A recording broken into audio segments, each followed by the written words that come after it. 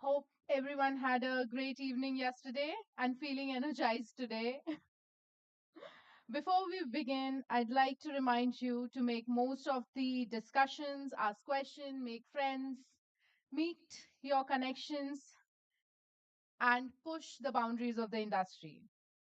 So, we start with our first session of the day, creating business alliances for trade shows excellence.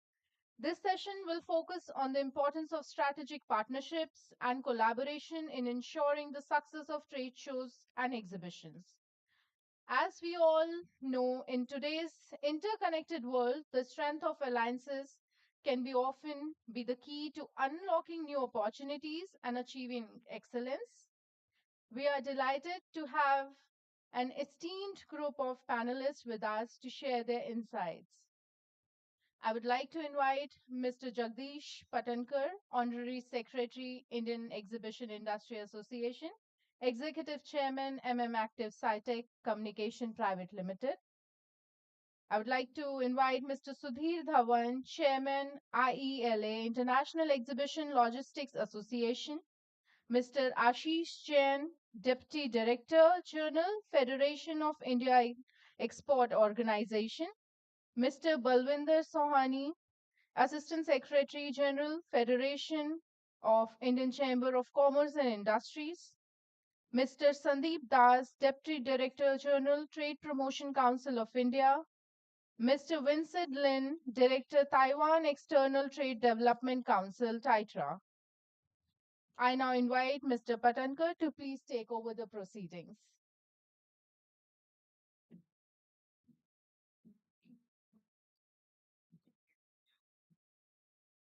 Hello.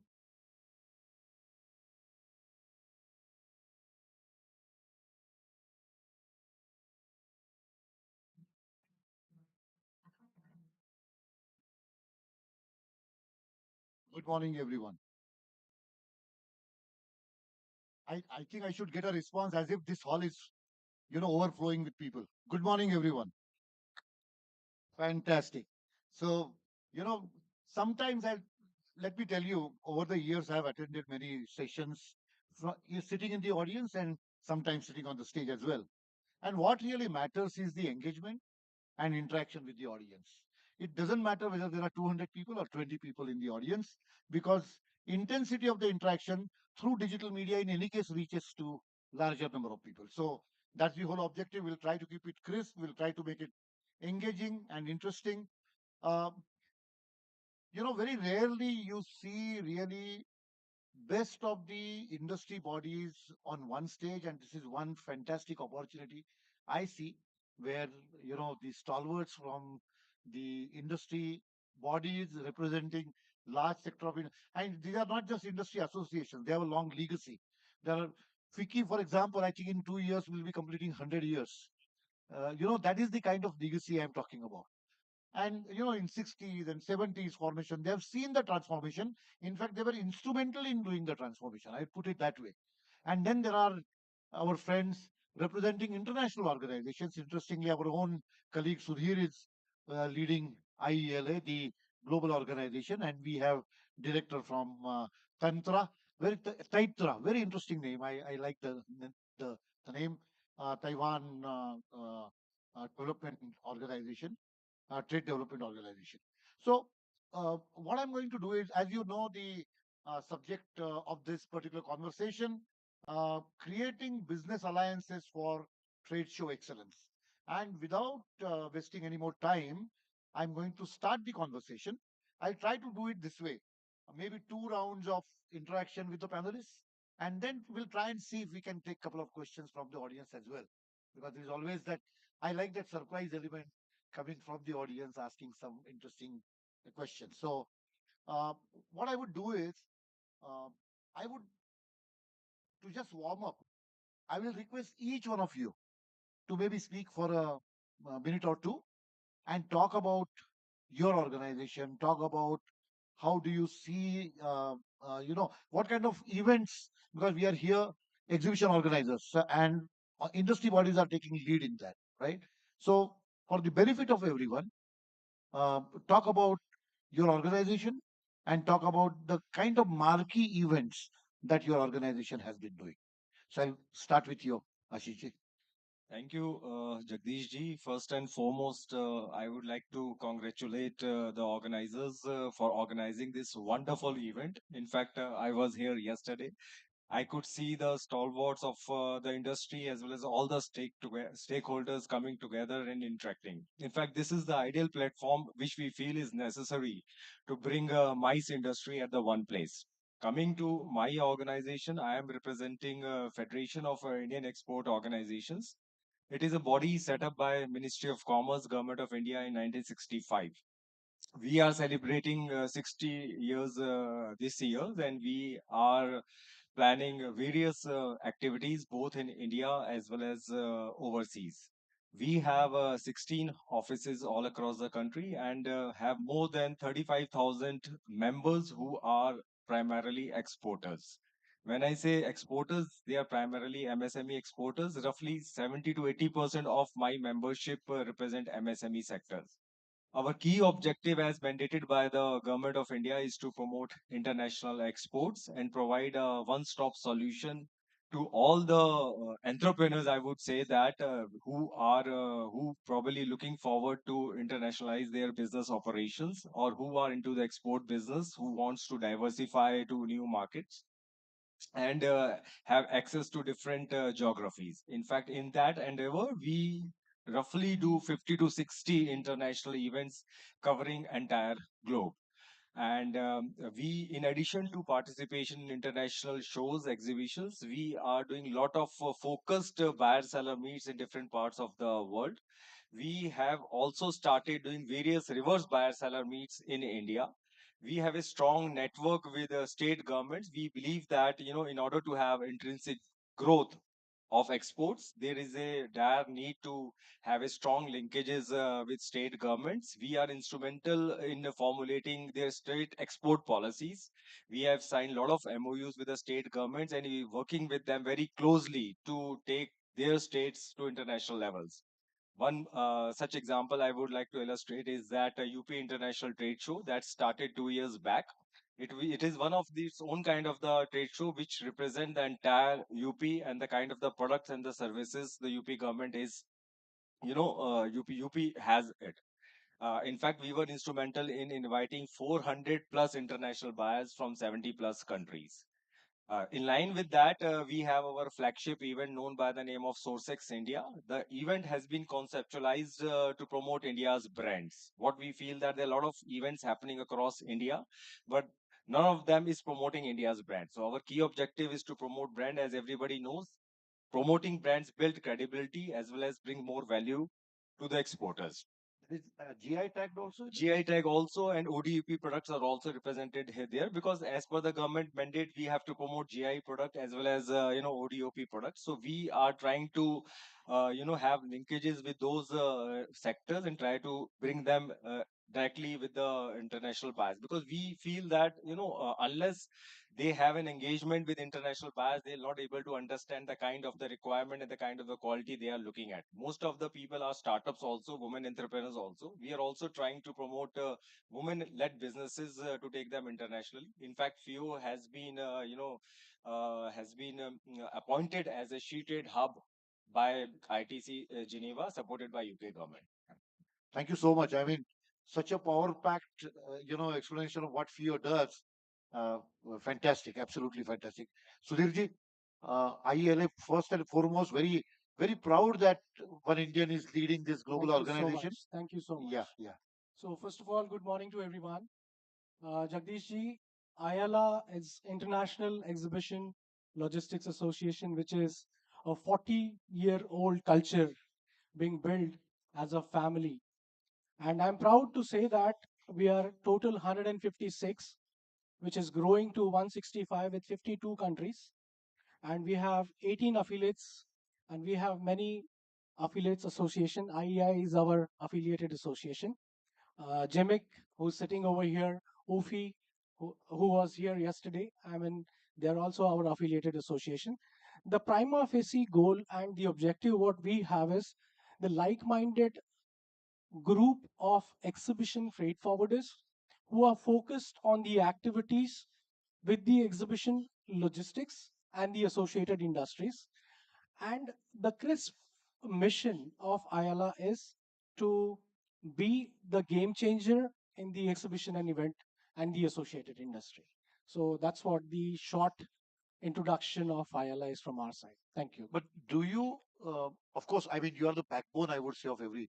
Do you do any international event as such for We do, logistics? yeah, we do the international events as well as the part of the activity, where the live events are also covered.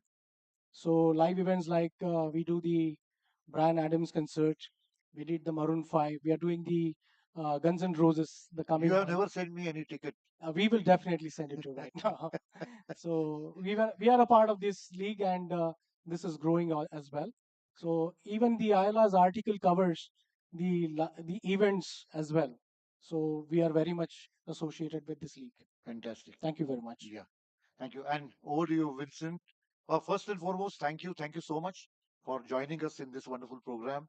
Because of presence like you and Sebastian and friends from across the globe, the the flavor and the level of this entire event has gone up. So yeah. Actually, thank you for invite. The pleasure is mine, and thank you for thank you for coming, invite me to come here. Okay, so let me tell everyone in here and what we are doing and what we do mostly. Okay, so Taitra has been established since 1917. So basically, we have a 50 years history until now. And what we do is we actually helped Taiwan's small and medium enterprise to go overseas. Back to 1970, when Taiwan's economic was booming, and however, the small and medium enterprise company they don't have many experience for go overseas for much for marketing search, so market search. So in that case, the government of Taiwan they establish the foundation, so and the organization just which is Taisha, and that's what we do. We help the small and medium enterprise company to go overseas, for example, to go to United States, to go to Japan, to go to Europe, and we help them to find a market. We help them to find the buyers over there, and then now after time pass, we realize there's not more than Japan or United States or European market.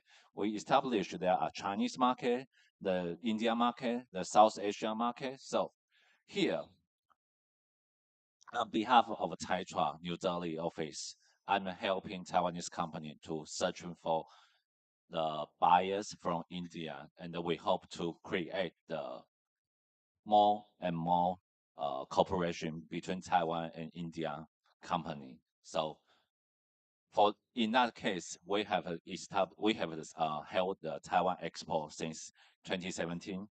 Yes, uh, it's already been 8 years already, and we've been held in New Delhi and Bombay as well. And now there are almost around 1,000 Taiwanese company who joined the show until now, and we created almost 10,000 visitors to come to the show. And in this year, we also have the Taiwan Expo, which will be held in September. And we would like to everybody here to come and visit us. And we hope we can do in business more and more in the future. Thank you. Thank you. Thank you for the insights. And over to you, Balvinder ji. Uh, Good morning, Jai Hind. Thank you to IEAI and all the fellow panelists. I think this is a historic day because for the last 3 decades we were waiting for ITPO to renovate, and today we have ITPO hosting us. I think we should all be grateful to ITPO for hosting this seminar, and this is a historic moment as our Honorable PM has announced Viksit Bharat by 2047. So our industry is now growing at a very huge pace. Our venues are doing very well across the country, and we need more venues in tier 2 and tier 3 cities. Now coming to FICCI, FICCI was started on the behest of Mahatma Gandhi ji way back in 1927 when he said, I will take care of the political freedom and I want FICCI to take care of the economic freedom of the country. And slowly FICCI developed and, we spread across the country. Today we have directly and indirectly 250,000 members across the country. And we have the largest trade fair division in the country. And we work for this topic alliances. FICCI has been pioneering in the alliances with MESEC Cologne and EMA Agrimac. We have our mother event of India Camp. Again, we have made partnerships with state government, central government, and sector specific associations. We are open to such associations and international domestic both, and we want to spread our wings, and we are happy to be here and seeing so many people participating in this event growing. And honorable minister yesterday attended this and ensured the stature of the event has increased with multiple bureaucrats also coming in. It is the best moment for India. Our movement is now. I would like to thank UFI, ILA, all these international organizations who are present here for coming to India and supporting us. And we would like to take this event to next level. And FICCI is open to all the alliances, both at domestic and international level. Thank you all. Thank you. Thank you so much. And even, in my professional career, my organization has been working very closely with FICCI over the last 2 decades, I would say, starting with India R&D show right up to Startup Mahakumbh that we did recently together.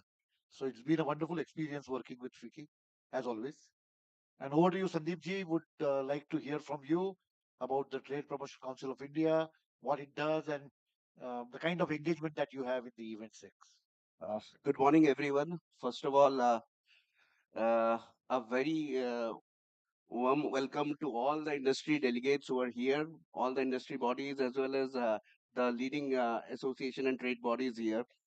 The stature of this IEIA Open Seminar, I've been watching it for last and attending it for last 3-4 years, and we have seen it growing from one step to the other. Coming back about Trade Promotion Council of India, we are probably the youngest association and trade body present on this panel. We are a 15-year-old organization established in 2010 and currently having a membership base of around 7,500 members pan-India. As Mr. Jain has said from FIO, that we are also an organization representing almost 85% of our membership from the MSME sectors. Of course, we do have large companies who are also our members. However, majority is the members from the MSME sector.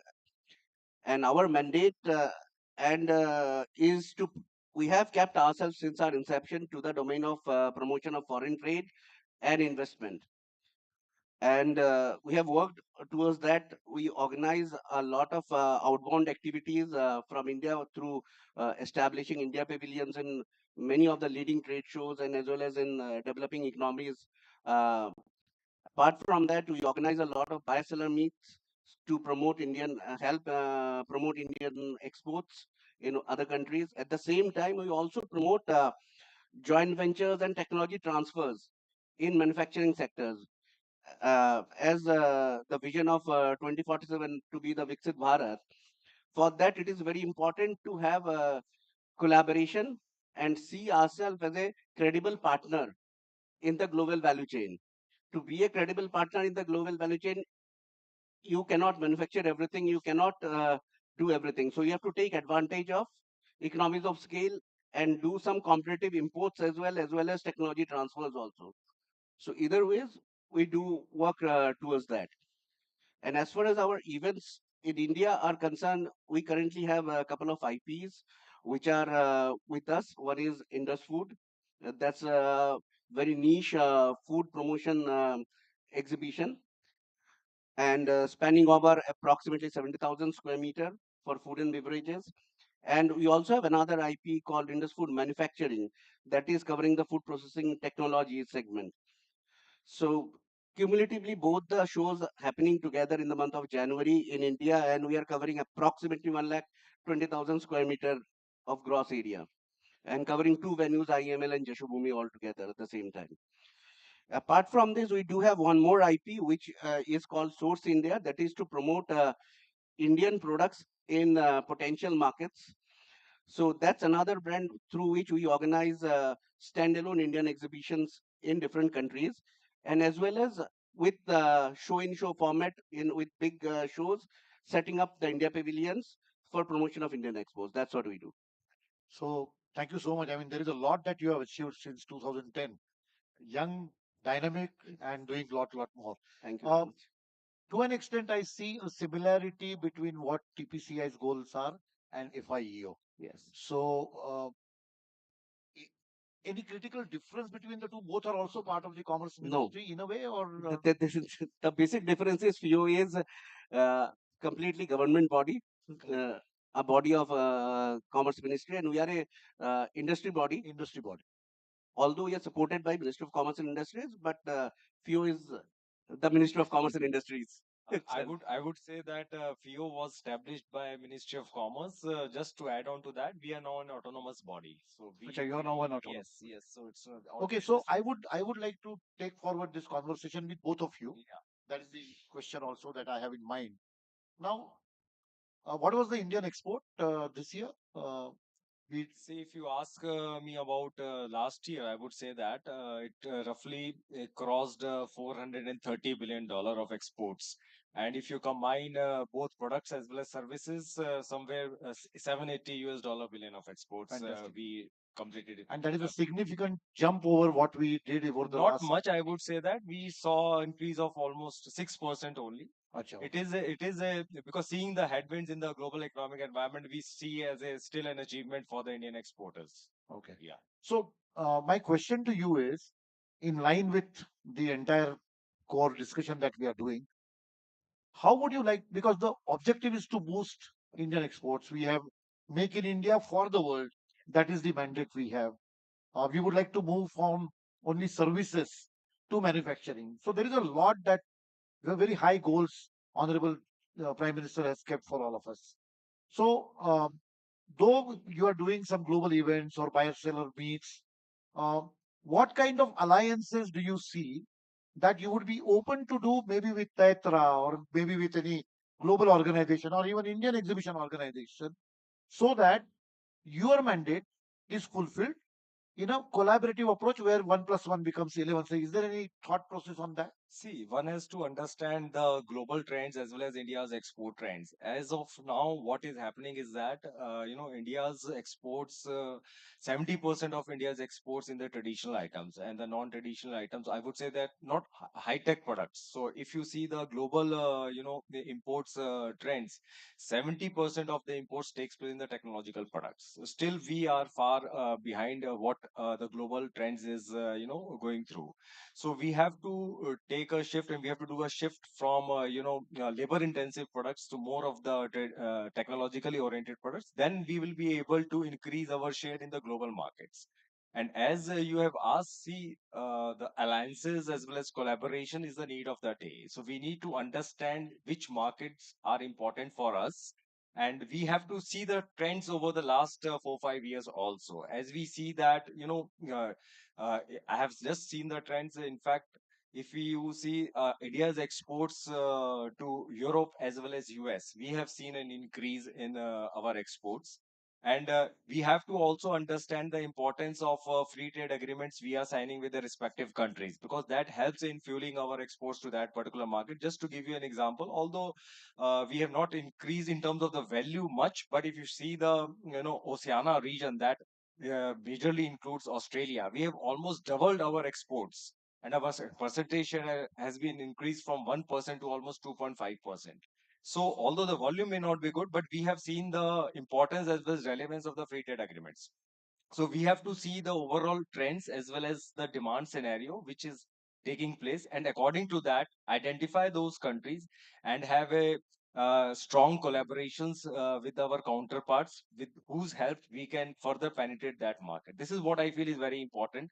Rather than just going to some of the places, we have to see our capabilities as well as the strengths, and definitely collaborations in terms of the technical advantages. Manufacturing has to be for the technological advanced products. We have to shift our technology in India so that we are able to export more of the technologically oriented products across the globe. If you see, if you compare, in fact, I was just going through the data.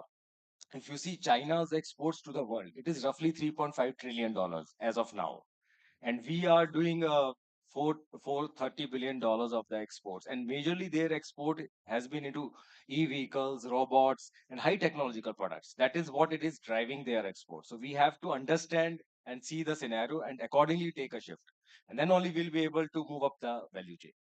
Yeah, like for example, just take the telecom sector. Yeah, In that, we have become now from importing country to an exporting to country. the exporting country. Yes. Then there is a show like Barcelona World Congress or where. So then, do you? I mean, can you not look at uh, creating such alliances with very specific segment specific industrial shows and maybe take forward Definitely. That is what is the need of an hour. We have to represent Indian industry in the sector specific exhibitions as well as expos so that we are able to display our, capabilities as well as competencies. This is what is required rather than participating in multi-product, shows. It is very important that we participate in only sector specific sector focused yeah. exhibitions. And that too, I would like to hear, say at this platform that we need to participate in large numbers. Whenever we go, we participate in small numbers, Small maybe numbers. 5 or 10, 15 or 20, for the various major shows. Maybe in some of the important shows, we may be having 50 plus or maybe 100. But our strength in all these shows is very less. We feel that. I echo your sentiments. Yeah. I mean, So we you need to, don't see that strong presence of India. And if I you think collectively we all have to work we have towards to it. work together. In fact, we all as a trade bodies, we all as a individual, trade promotion associations, we are going to particular countries number of times in a year, and that too are replicating in the same sectors. If we collaborate amongst each other and show a bigger participation, I think that will really help Indian exporters as well as India's exports. Why not? Why not? I would like to hear from you, Sandeep ji, on the same lines as to Yes, as mentioned by Mr. Jain, see, there are two things. One, it's true that in very sector-specific niche segments, when we go to overseas trade shows, the numbers are not very high. And for to address that, these days, many association and trade bodies we are collaborating together to increase the numbers, to increase the membership base, so that the India is being represented in a larger way.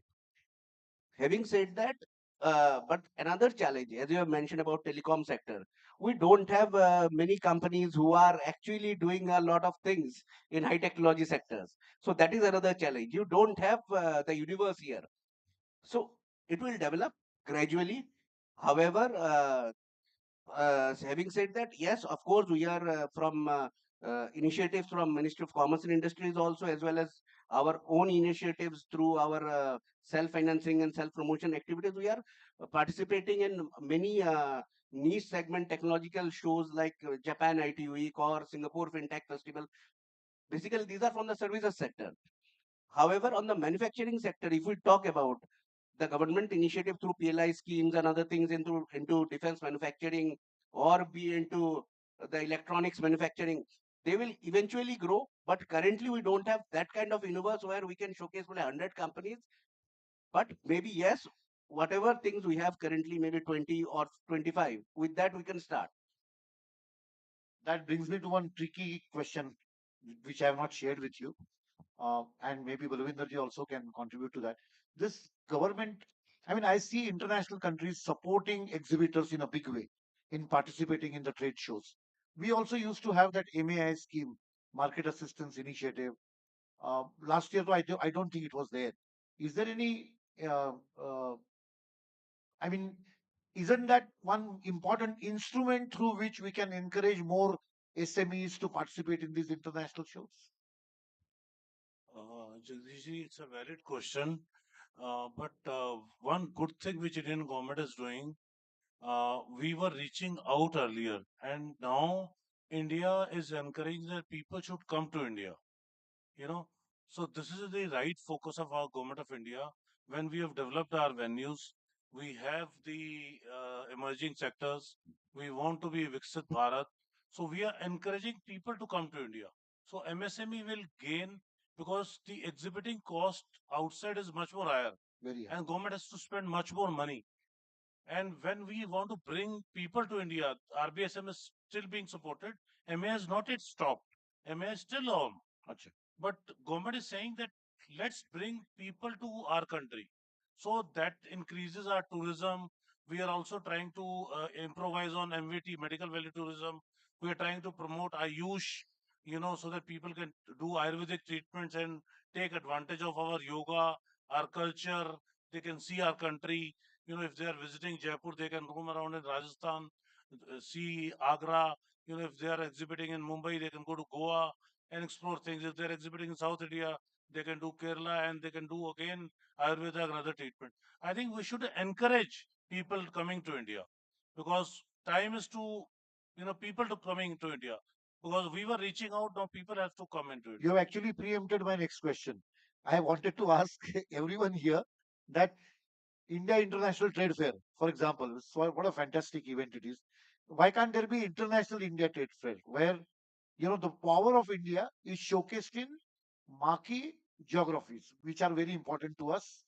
We go there and we go there as India because world is curious about India. While on one side we want world to come here, as you know, in business, it's important to knock the doors of your customers as well. Sir, you're absolutely right. And in fact, when Make in India movement started, government of India participated in all the major events, and still, if you see Gulf Food, if you see Hanover, you see all the major events, India Pavilion is still there.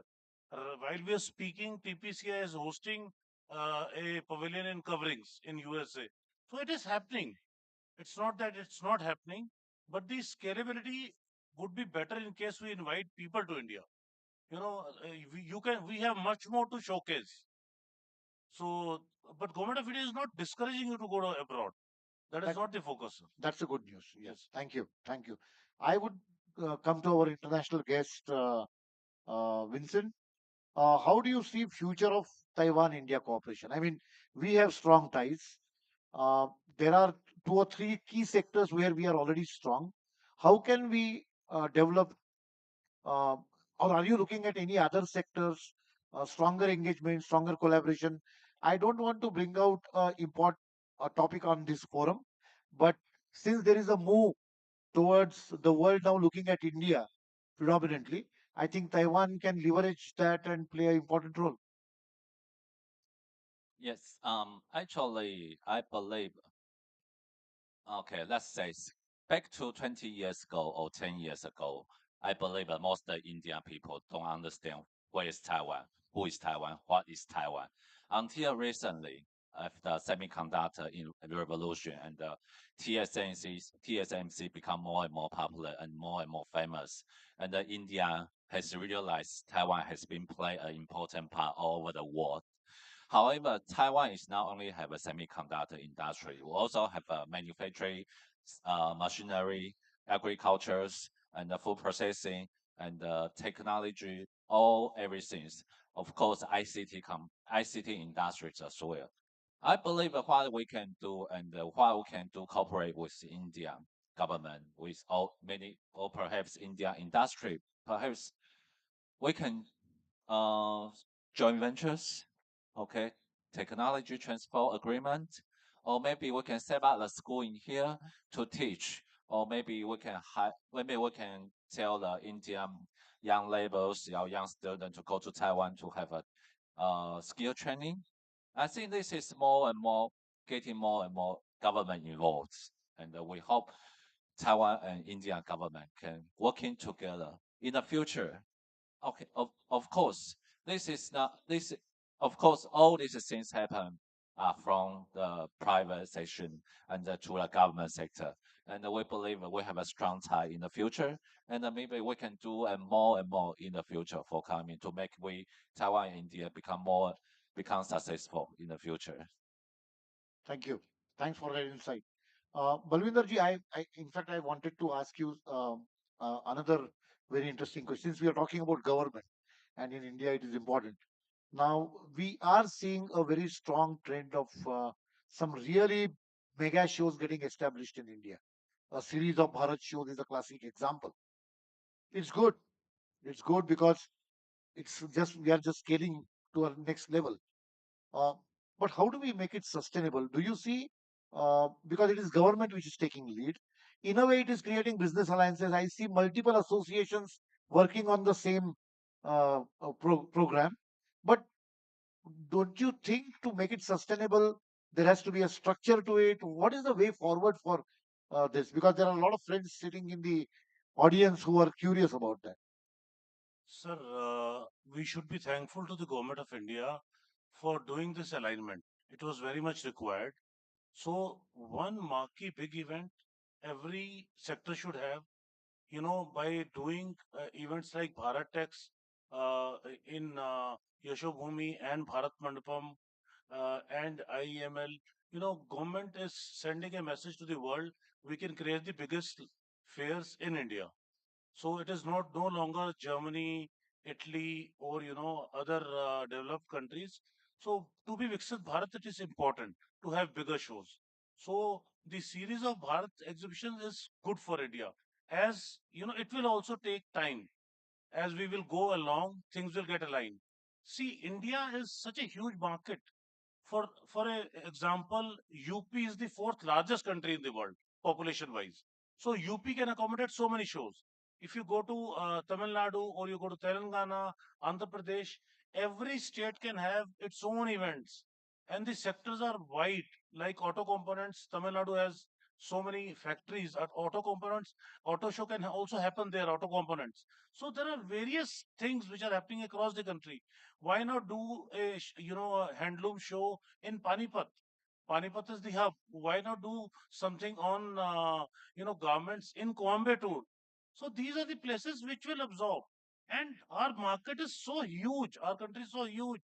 Once the new census is done and once we know the new population, whether it is 1.5 billion or whatever it is, we are largest in the world. And we are the largest consumer. Once we are the largest consumer, B2C, B2B, B2G, G2G, all the segments will grow across the country. I don't think, any one of the organizers, see, we were doing so many conferences and thanks to Raghav who was taking initiative at that time. Today, post-COVID, all organizers, all, value chain, all the vendors have gained much more than what they were doing pre-COVID. So the turnovers of all the people, if you put across, it is multiplying. I think for exhibition organizers also, it will go multiple fold. We have to go to tier two, tier three cities. It's immense growth. I don't see any problem. It will take time to align, but alignment will happen. In We fact, should be thankful to Government of India. moving forward, in fact, I would like to quickly ask each one of you, is it not the time for even industry bodies to collaborate with private exhibition organizers and penetrate into the different segments and markets and develop it together? Because finally industry associations are representing industries, exhibition is another industry.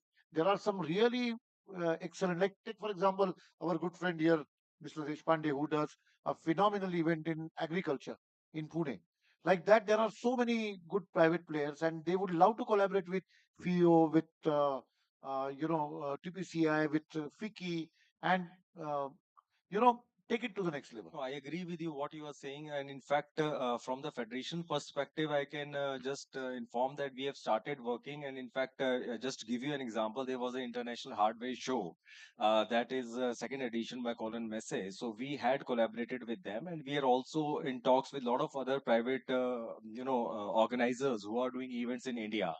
You have rightly said that these are the organizers who have the expertise as well as the capabilities. So we are trying to work with them for the sector specific shows in India, so that the industry gets benefit. So we are collaborating with them in terms of inviting buyers or sensitizing the industry about the potential as well as the show, and we have been quite successful in that. We intend to expand our interactions as well as engagement with that. And coming back to your previous question, what Balwinder ji was mentioning, see, the government has taken the initiatives to start reverse buyer seller meets as well as the big shows in India, and this is the right initiative at the right step. I'll just give you an example. So we everybody knows about the Kenton show. It is one of the biggest show in the globe. So that was started long time back, 70 years back. So we can look forward to bringing that kind of a similar kind of a show when we are starting these, sector specific shows in India. In fact, we can extend or stretch our India shows, maybe the product specific shows with aligning with the other products, so that all the relevant sectors are represented in one go. That show happens in three phases and represent major sectors, and is visited by 2 lakh visitors, and 200 buyers, 200 buyers from 200 countries participate. I think our vision should be to look forward to such kind of an event in India, so that buyers from all across the globe see India as an ideal destination for their sourcing requirements. You echo his sentiments, Sandeep? Yes, that's exactly the same thing. The purpose for starting RBSM by Department of Commerce was one of the objective was that. And the other part is whenever you are, you know, trade shows and platforms are basically to generate orders, to get exposed to new technologies, see the manufacturing strengths. So if the one of the thought process was if you do it in India, for your customers or the buyers, it is easier to show your plans, show your manufacturing facility, and limit the gestation period for get securing a business order. So that was one of the major thing. And overall, as Balbidar has said, the cost of participation, that is also much lesser compared to participating in any of the overseas trade shows. This gives opportunity to the small medium enterprises, uh, the new entrepreneurs to showcase their products. Whereas in established trade show where the participation cost with a minimum 9 square meter booth is approximately 8 to 9 lakhs of rupees, everybody, the new entrants, the MSMEs, they may not be able to invest from their pocket. But if you do it in India, they can probably not only come and showcase in a larger way, but also get a chance to show their innovation, their manufacturing setup to the customers. I agree. But now that we want so many international players to come here, do you think, Sudhir, the regulatory environment is good, needs betterment? I think we already have the big giants sitting on the stage and also off the stage. From the industry side, from the association side, I would like to go back, if time permits, 30 years back when I started in the industry. We had the ITPO that used to control the trade in terms of the allowing the permission to the trade show. And then they had the specific gap between the two shows where the trade was completely controlled in terms of visitors, in terms of exhibitors, and in terms of even organizers yielding the business well. After this particular notification has vanished, we see a lot of hodgepodge, not in terms of big shows, but yes, those two-tier cities, three-tier cities, and again the first-tier city has got similar event going on the same dates. Who's losing out over here? So we need to have certain strict regulation to control the trade in terms of these activities. That's my first take on this. As far as the other regulatory bodies are concerned, we have the custom perspective, which is quite open up from the Ministry of Commerce and Ministry of Revenue. So I feel the kind of openness what has been given to welcome the international trade in India in terms of their temporary imports or in terms of even regularizing the temporary imports to the final title. It's something which is very, very simplified because we have now free zones in India, which is also one of the hub connecting to the international trade for the exhibitions and events. Then we have the other bodies, which is GST, quite simplified rules, regulations to transport your material, which was like earlier we used to have the state-wise octroys, sales tax, and all these things have gone. So I feel these are the regulatory things which are mandatory for us to look into it in terms of yielding more benefits from a trade show. Thank you. Uh, Before I conclude, I always like to take a couple of questions from the audience. So, if Mike is ready, we will request anyone to just raise your hand, quickly introduce yourself, and ask question. Okay. Anyone? Now that I have opened it up, there should be at least one or two questions coming. Otherwise, I'll ask questions. I've been asking. That, get the mic there. Deshpande ji, you have any question? Anyone? No? Okay. Yeah, you have. Okay. I just wish to comment on the Mr. Dhawan's point. I think we've had a very bad experience government controlling the event. Like you mentioned about events happening on a similar subject. I think the industry will take care of it. Like other industries, some shows will close rather than government deciding which show should happen and which should not happen.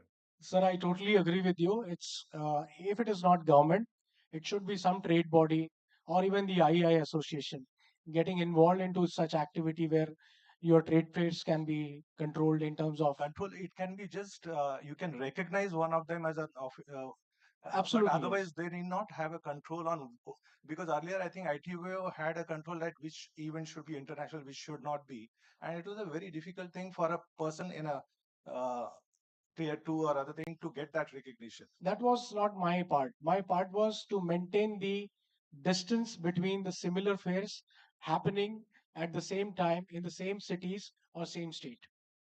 Okay. Yeah. That is something I think we as an industry should try and sort it out rather than Thank- leaving it to And everybody thanks, Jagdish, for asking them that whether they can work with a private industry. So I'm from Kisan Forum. I would like to invite all of you to our show at Pune. Thank you. Anyone else? No? Okay. So I will leave, uh, only request all of you to leave your last thought that maybe I did not ask, you wanted to share anything that if you have, it's not mandatory that you have to speak, but if you have a last thought to share, please do. No, Jagdish ji, just last word I would like to mention is that India, as you have also mentioned in your theme, is a land of great opportunities, and it is the time for India to display its capabilities as well as competencies. And I think trade fair is the ideal medium through which you can demonstrate and display your capabilities and wherewithal to the entire globe. And this is the time where we need to collaborate with the right partners so that we are displaying the right products as well as the potential products to the entire globe. We have seen the shift taking place amongst the global, buyers to source from India, and we must be more aggressive in terms of the fact that we make ourselves visible to the global world. Great. Balvinder ji, any last thought? There's nothing called loss, it's just a beginning. I would again say opportunity is immense. We need to look at zones, regions, and do the tie-ups with all the people those who have been working, like Kisan, all the events which are regional shows. If we connect with them, we reach out and develop new properties. FICCI is very keen. We are very open to work with all associations, all private organizations. We have been doing so, and we further want to do so. That's Thank a you. that's a wonderful news. Sandeep ji, Uh, See, the industry is growing immensely over the last few years, and it will grow. The initiative of the government through these Bharat City shows, large shows, is to show that large scale events and exhibitions can happen in India. However, this is one particular thought which I feel which can give a lot of food for thought for all the organizers, be it the international organizers who are present in India, the smaller ones, or the trade associations who are organizing it. Still, in India, we don't have global marketplace. This is one thing which we need to build in every sector. We are talking about showcasing our strengths for the world. We are talking about being a large consumer to have access to technology for Indian manufacturers here, but we are unable to create global marketplace. Take any big show in the world, any large show, any sector. They are primarily global marketplace. This is what is not happening in India. The industry, all the stakeholders have to work towards it. I completely agree with you. In fact, yesterday I wanted to ask this question to our friends from Hufi and others. Good that you voiced it. And one more thing, see, some way or the other, the industry has to probably lobby and talk with UFI to recognize more Indian shows as approved events. Without that, you cannot create a sustainable infrastructure. Every organizer have to be open towards getting the shows audited, get the right figures, so that that creates a sense of credibility Nidhi, you're among the listening, no? stakeholders. You're listening, right? Nidhi? Yeah, okay, fine. Uh, Vincent, Thank you.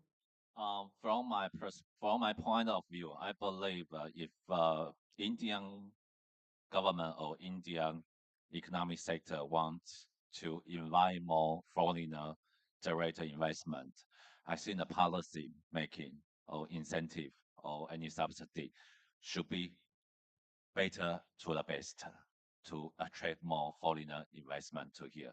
See, there are almost 200 Taiwanese investors already in India, but I know Indian government seeking for more and more Taiwanese investor or company to be here. However, from my point of view, facility or incentive or regulation should be doing better or hopefully can be the best for those foreign investor to be here. And Taiwan and India has no foreign diplomacy relationship from past until now. Of course, we are not looking forward one day India can be have an officially diplomatic relationship between Taiwan. But what we are asking is for the fair trade. I mean, for free trade as well, free travel as well. So probably that can be more incentive for Taiwanese company to be here. Of course, the labels, the skills, the financial problems, everything. That's why Taiwanese government. That's why Taiwanese company would like to India government can help us. So basically, that's what I think. Thank you. thank you. Sudhir, Jagdish, my last take here would be very, very important. The Allied Acts in India is trying to suppress a lot of import trade in India, and that is affecting somewhere the exhibition imports in India.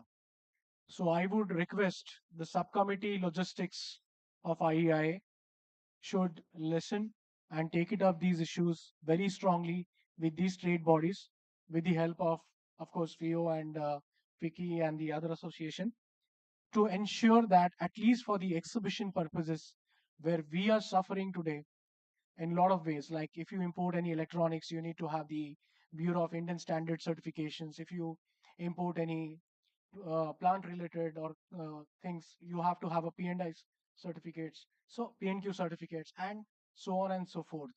So all these authorities, which are like controlling the trade indirectly right now, are to be addressed what this exhibition trade is all about.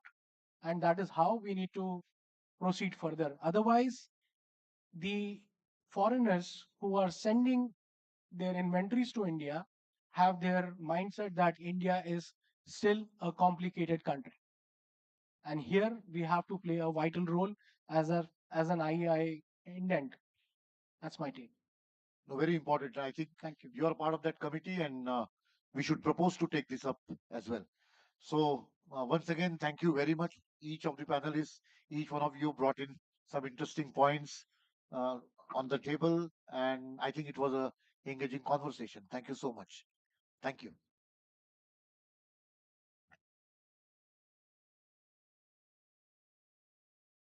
Thank you so much, sirs, for conducting such a wonderful session. We would request for a group photograph first.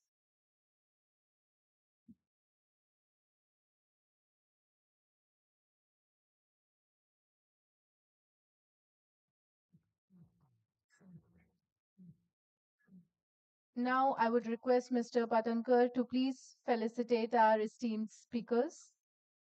To Mr. Ashish Jain,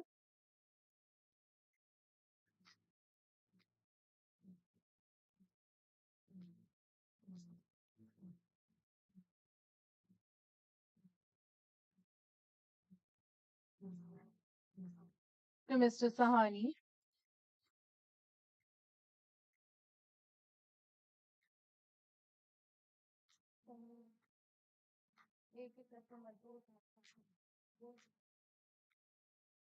To Mr. Sandeep Das, Give the memento. That will give later. Give the memento.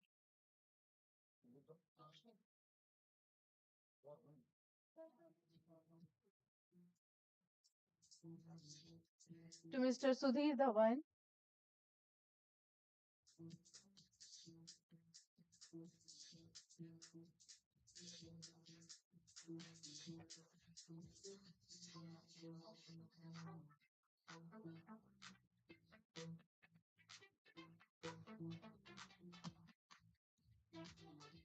to Mr. Lin,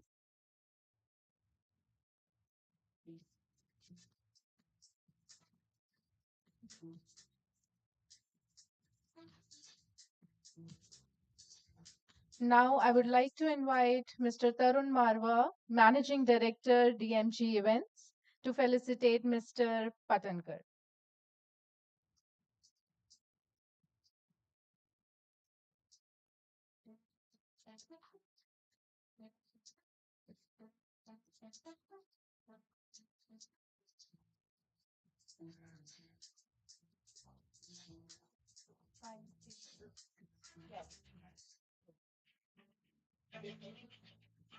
The Bangalore International Exhibition Centre, BIEC, developed by the Indian Machine Tool Now we Manufacturers begin with our Association, IMTMA, Now we in begin with our next 2007 session, Beyond and Sales, located in prioritizing health Bengaluru, and safety at capital city of exhibitions. Karnataka, Health and India. safety are no Stands longer as the just country's most afterthought sustainable after a top India priority in distinguished the event industry. With the evolving landscapes of exhibitions, it is essential for organizers to implement robust health and safety measures that ensures the well-being of the participants. This session will discuss strategies to prioritize health and safety at exhibitions, moving beyond just sales to create secure and sustainable event experience. May I invite Mr. Ubaid Ahmed, Senior Director, BIEC, Mr. H.S. Bedi, Director, PS Bedi Logistics, Mr. Max Fernandez, Director, Operations, Informa Markets in India, Mr. Srinivasan Srikanth, Executive Director, Growth and Strategic Advisory, Messemention India Private Limited. Meters with over 77,000 square meter dedicated May I exhibition invite space. all the panelist BIEC members to for over the 18 years stage, please. earned the trust and recognition of leading exhibition organizers from India and abroad. A dedicated standalone conference center spread across 5,600 square meters. So before we start with the session, we would like to play the AV of BIEC. And then over to you, Mr. Ubaid. Conclaves and themed evening gatherings. With seating capacity ranging from 50 to 2,500, it caters to events of all scales. Visitors and exhibitors' convenience is further enhanced through a multi-brand food court and fine dining options managed by five-star hotels. The entrance plaza features 42 plug-and-play registration counters, 3 main entry points, and expansive outdoor areas with ample parking facilities. BIEC is proud to be India's first LEED certified green exhibition and conference facility. Hall 4 has been awarded a gold rating and Hall 5 a silver rating by both the Indian Green Building Council and the US Green Building Council, reflecting the venue's commitment to environmental sustainability. Affiliated with all major global and national exhibition bodies, including IEIA, UFI, ICCA, EMA, and ICPB, BIC serves as a premier platform for industries across sectors. Over the years, it has hosted some of India's largest B2B exhibitions, such as XCon, spanning 300,000 square meters, and IMDEX occupying approximately 80,000 square meters. Renowned conferences and corporate events, including SAP Decade and Herbalife's annual gatherings, have also found their ideal stage at BIEC. Patronized by the Government of India, the Government of Karnataka, and several industry associations, the venue has been instrumental in promoting sectoral growth. Exhibitions covering a diverse range of industries are held at BIEC. The venue till date has hosted over 20 million business visitors. Amongst its many prestigious events is the India Energy Week, inaugurated by the Honorable Prime Minister of India, Sri Narendra Modi. Other flagship shows include IIGS, India Wood, Excon, Imtex, and Stoner have all found a home at BIEC. BIC continues to serve as a trusted host and partner for the MICE events and exhibition industry and looks ahead to an exciting calendar of distinguished events in the coming year. At BIEC, we remain committed to delivering a truly international experience in step with the aspirations of a new global India.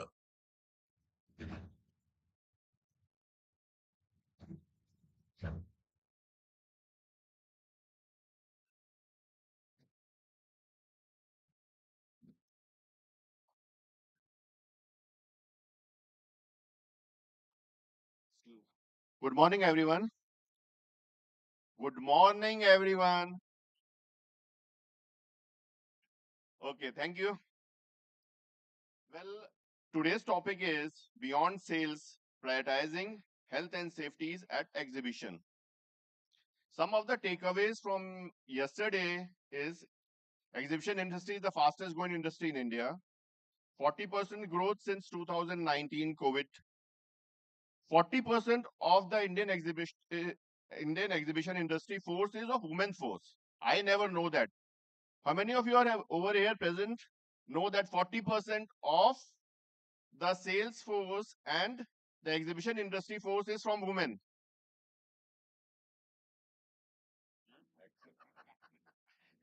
We are growing at a rate of 18% CAGR and it is expected to grow till 2030. So that will bring a lot of challenges. To start with, we should first see how we are going to manage those growth, what are the numbers and what are the takeaways we are going to have so that it can be a sustainable growth. Since health and safety is a major subject, my first question to Max is, how have health and safety prioritized and involved post-COVID in India? Max, can you just brief us about informal markets also?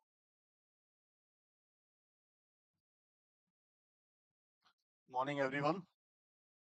It's a pleasure to be here discussing with all our esteemed delegates and panelists over here about health and safety, which I think is a very important topic for us in our shows as of date to make a safe, secure environment for all the participants as well as visitors coming in. Until unless we don't show them that this space is going to be a safe zone to come in, there will be apprehensions.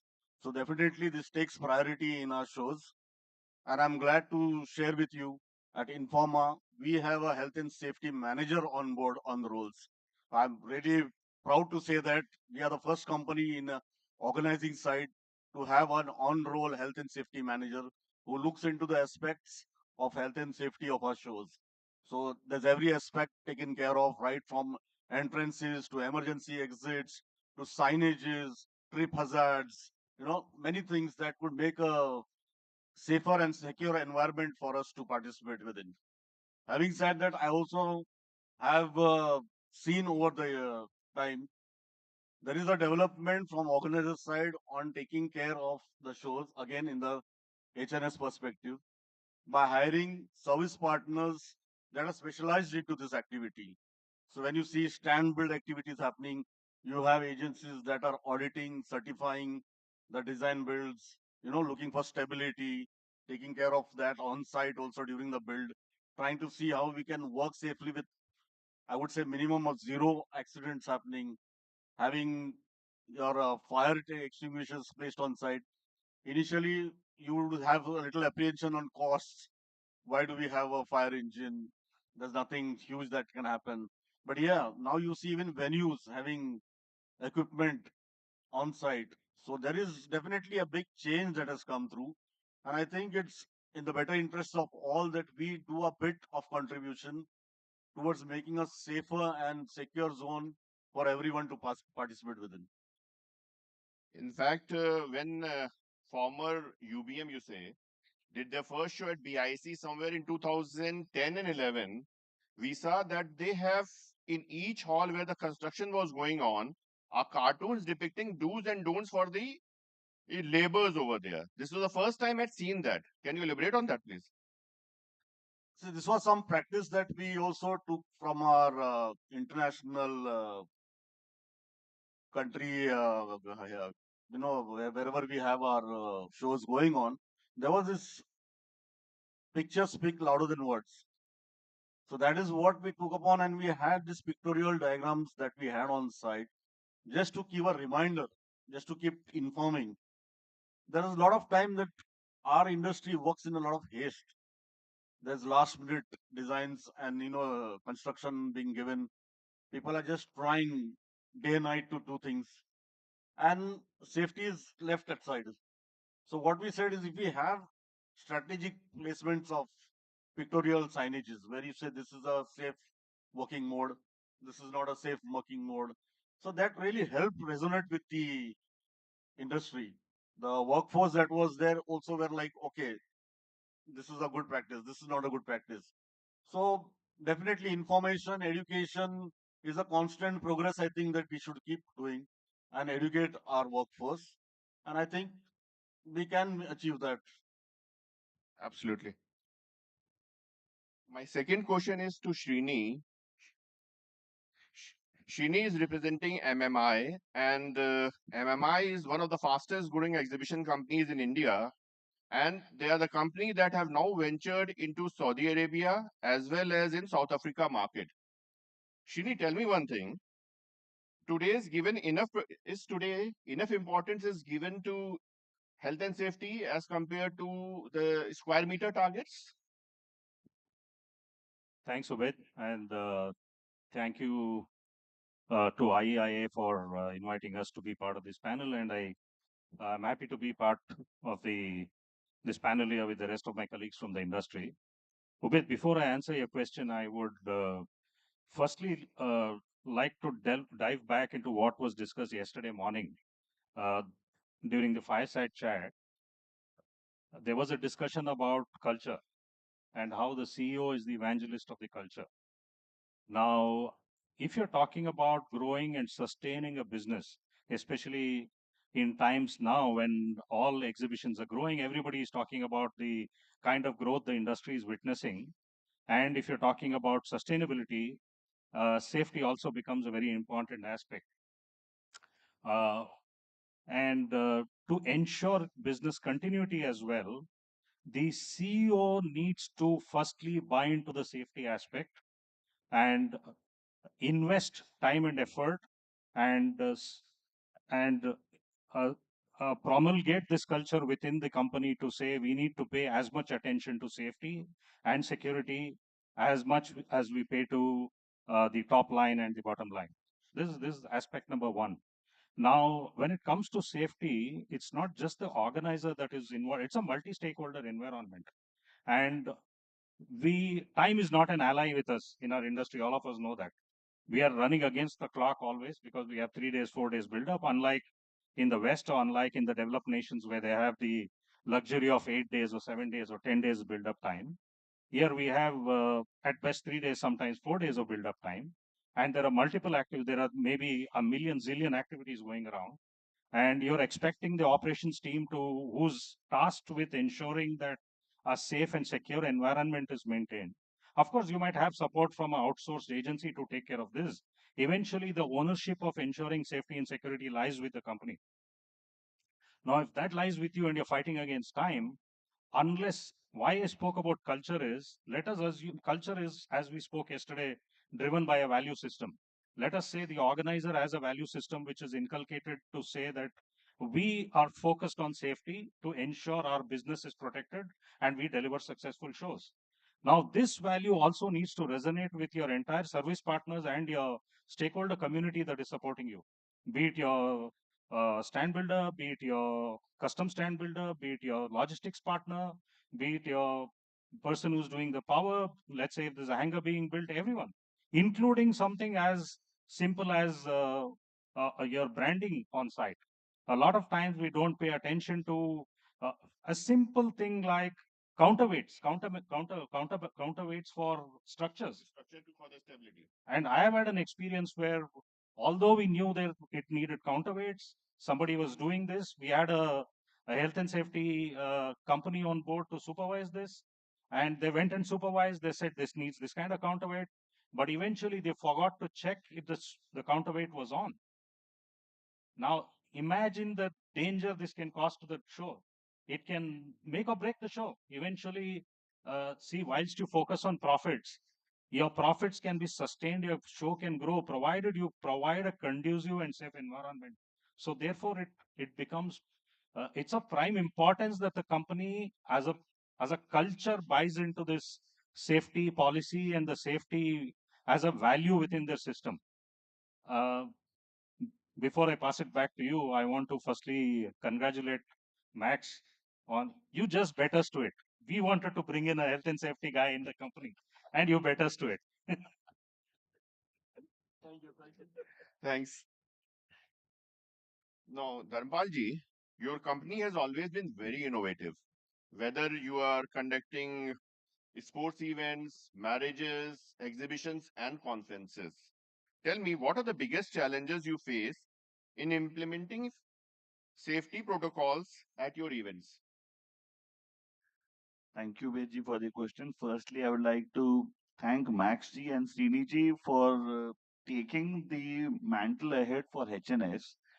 I'll resonate with Srini ji what he's telling with regard to the time factors that the luxury given in the West countries and with us is the biggest challenge. The problem comes with the same. If you give us time, health and safety will be looked into. But if you tell me to overnight do a setup, whether it's a wedding, an exhibition, or an event, I'll have to compromise health and safety to an extent. At times, we have a feeling that do we consider even the laborers or the team members as human? The kind of way they are working non-stop, back to back, 24 hours, 48 hours, 72 hours, not with even 6 hours of sleep. Unfortunately, that's the sad truth of our industry that people like us force them to do it, and we force them only because of that our client needs and the time is short. We don't mind paying them the OT or even, try to tell them, okay, you get a double amount. They get the greed of the double amount and they do it. Although we'll not be getting an extra money out of it, but that's the whole crux of it. Now, thanks to organizers like Informa, MMI, and a lot of others, I can say the market right now is at a 50-50% situation, which is a good number, that they are giving stress on health and safety. They understand the cost behind it and bearing the costs. If there's a first tier city or a two tier city which comes in and the organizer says we can't give these kind of costs what you're expecting, I'm sure there are at least another 30 vendors who are ready to do that work at a very lesser cost. So there is a whole difference in terms of understanding what is the reason for our costs being up because we follow what we've been taught by other companies. That these are important, you have to give it. You have to have insurance of your product, your team, which has to be submitted. In other cases, who's talking about insurance? They're not even checking whether your members are insured or not. Forget the temporary team or forget the even event insurance. That's a very big difference because health and safety comes at a cost. To accept the cost, the organizers have to be ready for it, and the venues have to be supportive in terms of giving us time to the organizers. Firstly, like Seniji is mentioning that we have at times 3 days, at times 4 days, but at times the necessity is a 7 day period. On the same thing, if you're working in a Western country, the time factor is 10 to 12 days. You go to UAE, they do not allow you to work beyond 12 hours. They said work for 12 hours, get a second shift of team and work. Otherwise, don't work at all. Stop the work. So those things to come to our country will take time, but eventually come in. It's all matter of time. One add-on question on that is basically, since you are chairing a skilling committee for IIA, are you laying enough stress on these parameters that, okay, labor should work for 12 hours? And what are the things that you're discussing as far as health and safety is concerned? I can say, we are taking baby steps towards this because we need the support from all the members, all the service providers. They have to be more proactive. A lot of companies have the individual team for skill and upskilling, but in general, this topic is being a little neglected because, for example, if I have to say ready to take a skilling session, which will be a 4 hour session, you need to send your team, your laborers, your skilled, semi skilled people. The question comes is, who's going to pay for their attendance? The companies, only handful companies are ready to bear. Okay, even if we are telling we are giving a certification to them, the certificate will have a value. Over the long period, the certificates will have a lot of value. Today, apart, I can say only few of the metro cities are accepting the team members who have got the skill certificates. The electrician have got their electrical certificates who are working on site. But if you talk about in just 4 or 6 cities, nobody is questioning whether he is certified to do the job or not. We don't know whether fitter and IT are certified or even any certification. The electrician or even an operator for a machine or anything is certified to do that? No. So that system, that's what we are stressing on, that people get certified, and that's what is the weightage for you to work and ask your employer a better salary. The same thing helps us to tell the organizers that our team is certified. That gives you a furthermore boost. So skilling is important, but it's a slow process and we are on it. Thank you. Uh, so, day before yesterday, when I was traveling from home to the airport, I crossed Yalahanka. And suddenly it struck to me that 2 months back, this place was all buzzing. There was a jam for about 2.5 hours reaching to the airport. And then I thought that it was the aero show that has taken place 2 months back, the largest event in India in terms of the area. And it is glad and proud moment for PS Bedi, especially Vicky, for you, that you were the sole agents for aero show. Now that event went well, executed well with zero delays, zero damages, zero loss of goods, and zero injuries.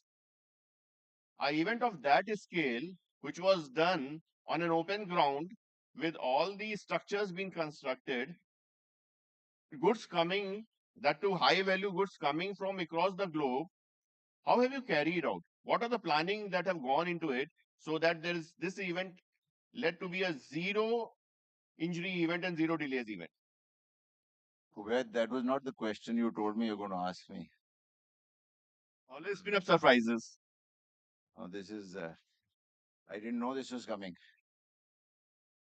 Any case, but I'll go a little backwards with the comments of Max, Dharam, and Shri. I think I'm in sync with him when he says that the ethos and the value systems have to come from the top. That's completely in agreement. You'll have to excuse me, and I hope this is not going to be taken against my company. I'm known to be a very radical guy who's very outspoken. But having said that, I think health and safety is a very buzzword to talk about for intellectual entertainment. And whenever it is discussed, it is the money that always comes in. Who's going to pay for it? I don't think I don't look at it in that context. So I come from an organization which is very highly value based, started by my father 50 years ago. We are probably the only logistics company on a global level, not on an India level, where we have a lot of certifications of all kinds. But having said that, unless you really believe in health and safety, and unless you really believe in that anybody who's working on site is meant to be safe, and unless I get into a feeling that no, if the organizer is going to pay me or somebody else is going to pay me, I will never focus on it. That's the starting point. Coming to Aero India, Aero India was indeed a challenge. It came to us end of December, and January I was training to climb Kilimanjaro, so I was not going to be there. But there is this very strong belief that we have in our organization that if anybody else can do it in the world, we can do it also. And I'm very fortunate that we have a great team. When I was training, my colleagues came and mentioned that I thought I'll cancel that off, but I was told that no, you don't cancel your plans. We can execute it. So I think the starting point for the success of Aero India for PS Bedi was the belief that everybody in our team had that they could do it. Secondly, we live by a value of decomplicating India. When my father started this company in 1975, the catchword that he put was that we will decomplicate India for our customers. So that was the second focus that we had, that we will do everything in a manner which will excel and make sure that it is better than what it was done ever before. So each one of us was focusing. I'm also very fortunate that I have two elder brothers who are war veterans, and they have immense skills in the context of handling warlike situations. So while I was away, when I was climbing, I was completely disconnected. I am told that they had war room meetings of structuring everything.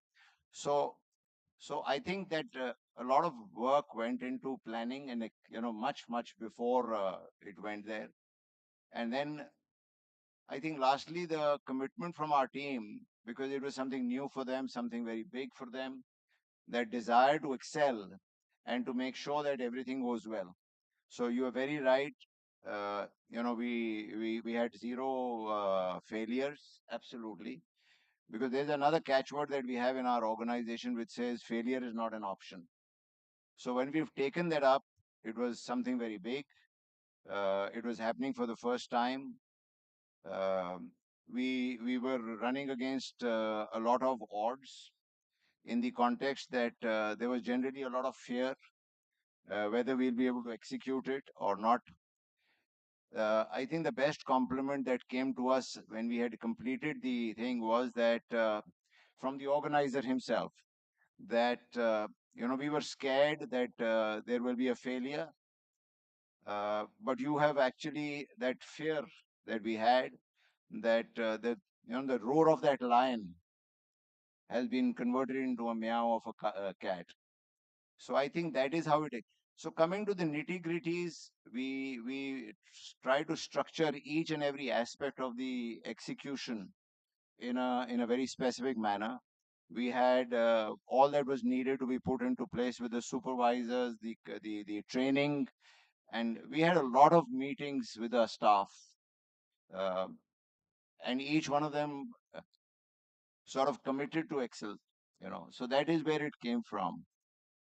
Now, if you want to go into nitty gritties further, how it was executed, I think all of you, everybody over here, is a part of the industry where logistics is not a challenge uh, from one point of view, but it is the biggest challenge that you have because it's the last mile.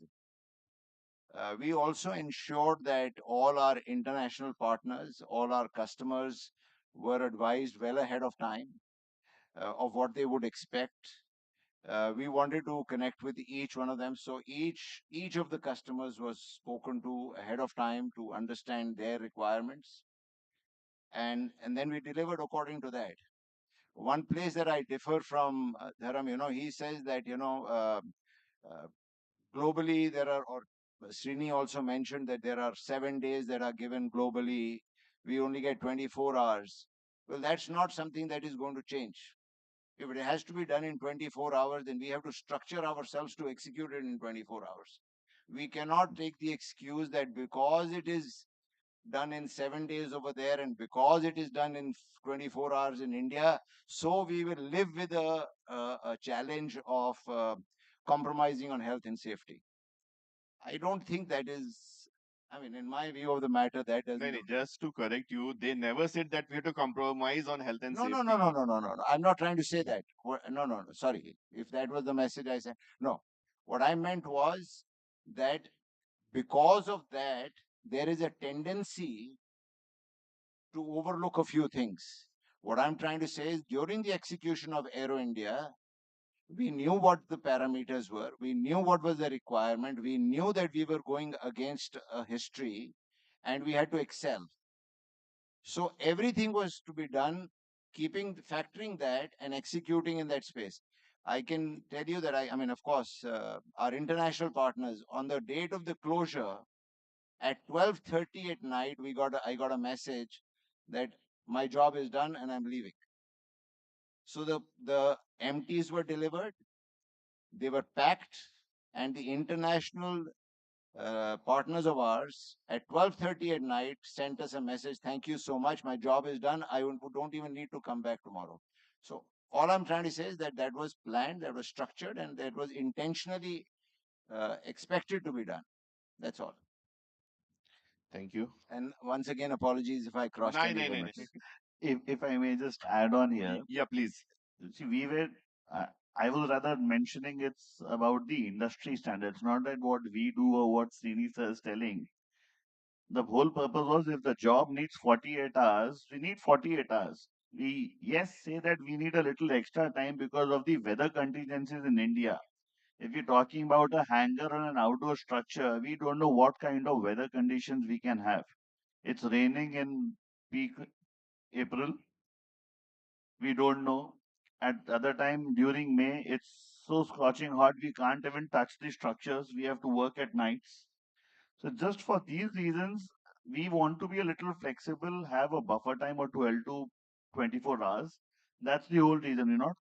I'm not trying to justify, but I'm trying to share the concerns that in India, what are the problems that we have. That's the reason we always say that 24-hour window is always helpful because we don't know what kind of weather conditions we can get at any time of the year. Srini sir, thank you. I'd like to add something to what both of you have been saying. One, there are two critical aspects here. One is education, one is advocacy. Education, I think Dharampal already touched upon it. It's very important to educate. Why I speak about education is if you look at the people who work on site, these are people who are struggling to make a living. They're working on daily wages or weekly wages, or they're temporarily working there.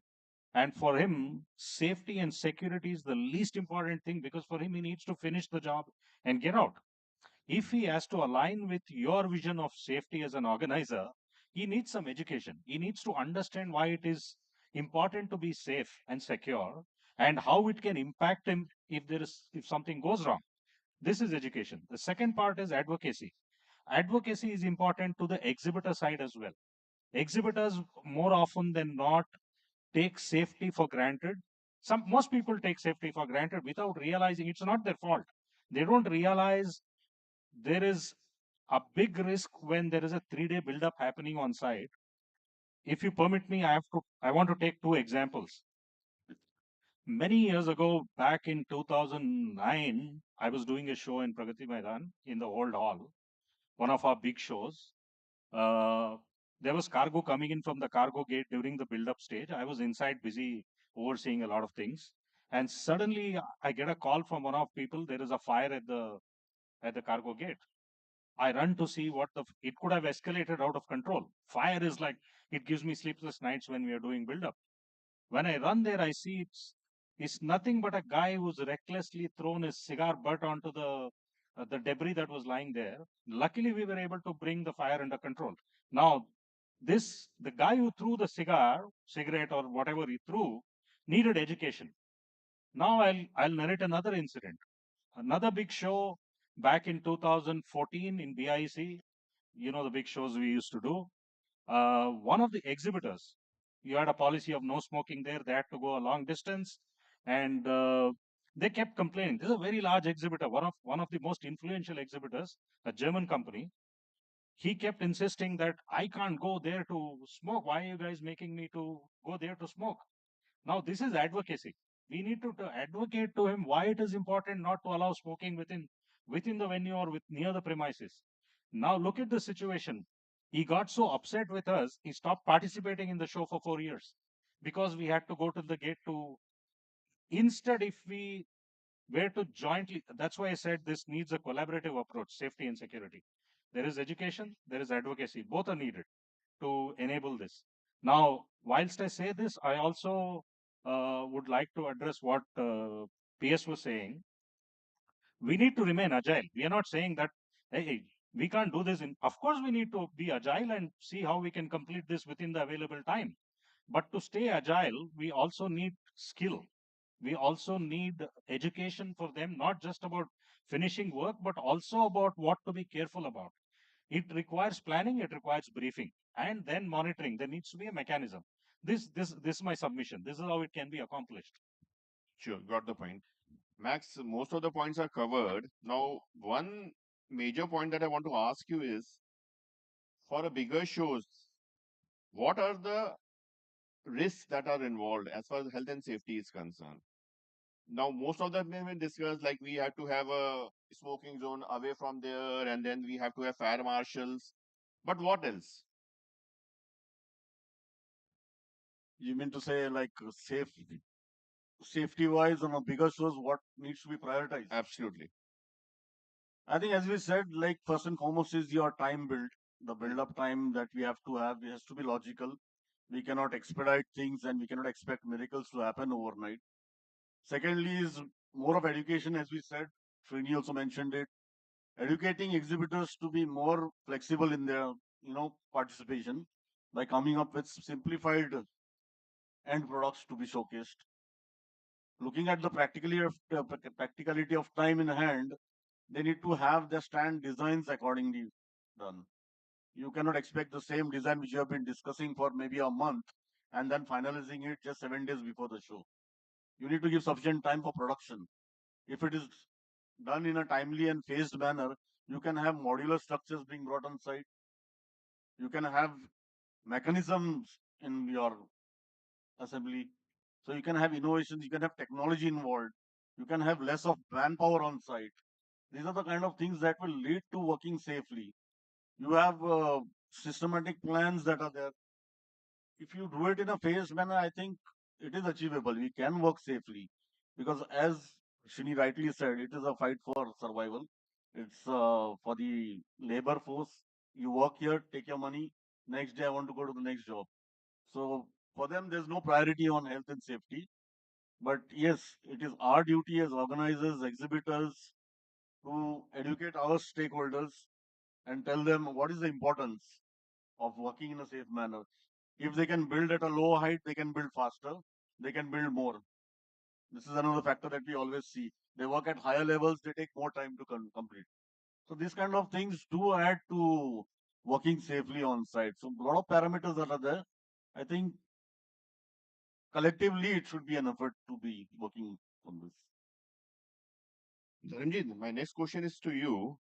There are a lot of service providers who are basically building superstructures and all. Now, there are certain parameters when you talk about a German structure made in Germany by Roders and stuff like that. And there are certain structures that are in India, mostly from made in China. The difference is huge. Now, how to educate organizers and the event managers that it is safer to use a structure which is sturdy rather than a structure which you are getting at one third of a cost. To an extent, I would like to thank government for this. Especially when there's a tendering system. When you are saying that you are doing a German structure or an aluminum hanger, they ask you for the certificates. What is the kind of product you have? Is it a Roder, Loosberger, or a Chinese, or even an Indian? There are certificates provided by the manufacturers. So that helps the organizers to understand that the product that they are using is a genuine product. Secondly, there are a lot of companies who are making tents in India also, but the kind of structural certificates which are needed are not there. The wind pressures which is needed, the capacity which is needed, plus there's no actual system of checking it today. If I'm telling you that I'm going to put a structure at a 5-meter height and a 50-meter span, if the certificate says something and you come and check at the site, there's no actual way of understanding that what is the density. You need a structure engineer to understand and clarify the claims that a service provider is claiming. That again, advocacy and education is needed. If I need to get a if a service provider wants to get the job done, he can give you a 40% lesser rate than somebody else who's given. But the facts are hidden here. I might get a certificate attached or approved. But normally the manufacturers give the certificate stating that, okay, Namdar is bought a tent, or you can say Dara Projects has bought a tent, and certified from Loosberger, certified from Roder, certified from Leary, for Fab India, from there are many companies. All these companies get all the structures certified. That's the catch here. If those certificates are verified, then we need not worry to a larger extent.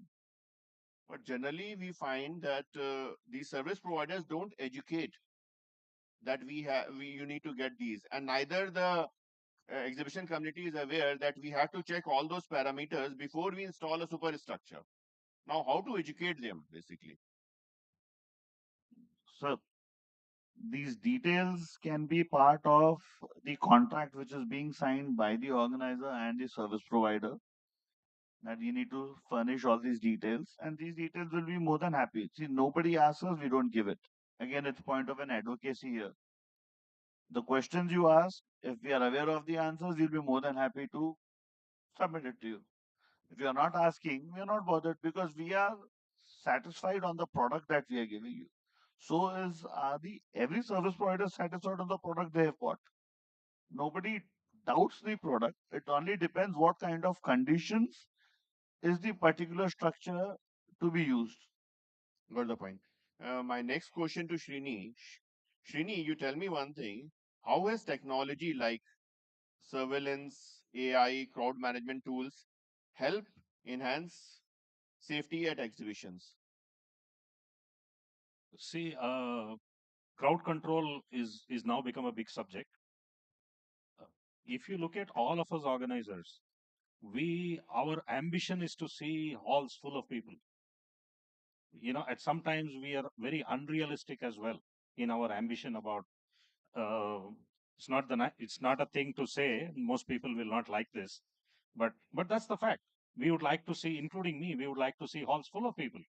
We would like to see them beyond capacity, but there is a certain capacity. Now, when people are coming in, the first step is the crowd control aspect. When you come in for registrations, I've experienced cases where, in spite of providing for adequate infrastructure, crowd management becomes a big issue when you have registrations, when the lines are piling up. Of course, today technology is evolved to such an extent that you don't need to keep them waiting in for too long a time. Therefore, technology, it's great the technology is evolved so much that you can send people out quickly instead of making them stand in line. But you still need to have a system where you can move people out quickly and carefully, whilst ensuring that your access control is maintained, because you want people, bona fide people, to go in. You don't want everybody going in. You want bona fide people. That's where technology helps you. Now, as far as security is concerned, cameras now, uh, today in India, although most venues are equipped with security cameras, CCTV, surveillance, etc., what I have noticed is I don't want to delve into the is there substantial volume of cameras or substantial points where cameras, critical points are provided, but I want to go into the room where the CCTV footage is looked into. Most times I've seen there's not enough attention paid there.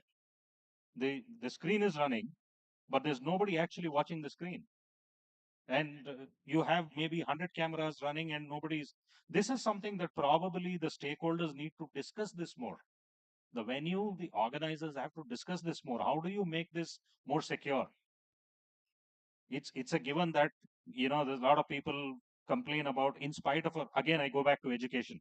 We educate our exhibitors not to bring passports. We educate them to leave their passports in the office, but they still carry their passports and come to size.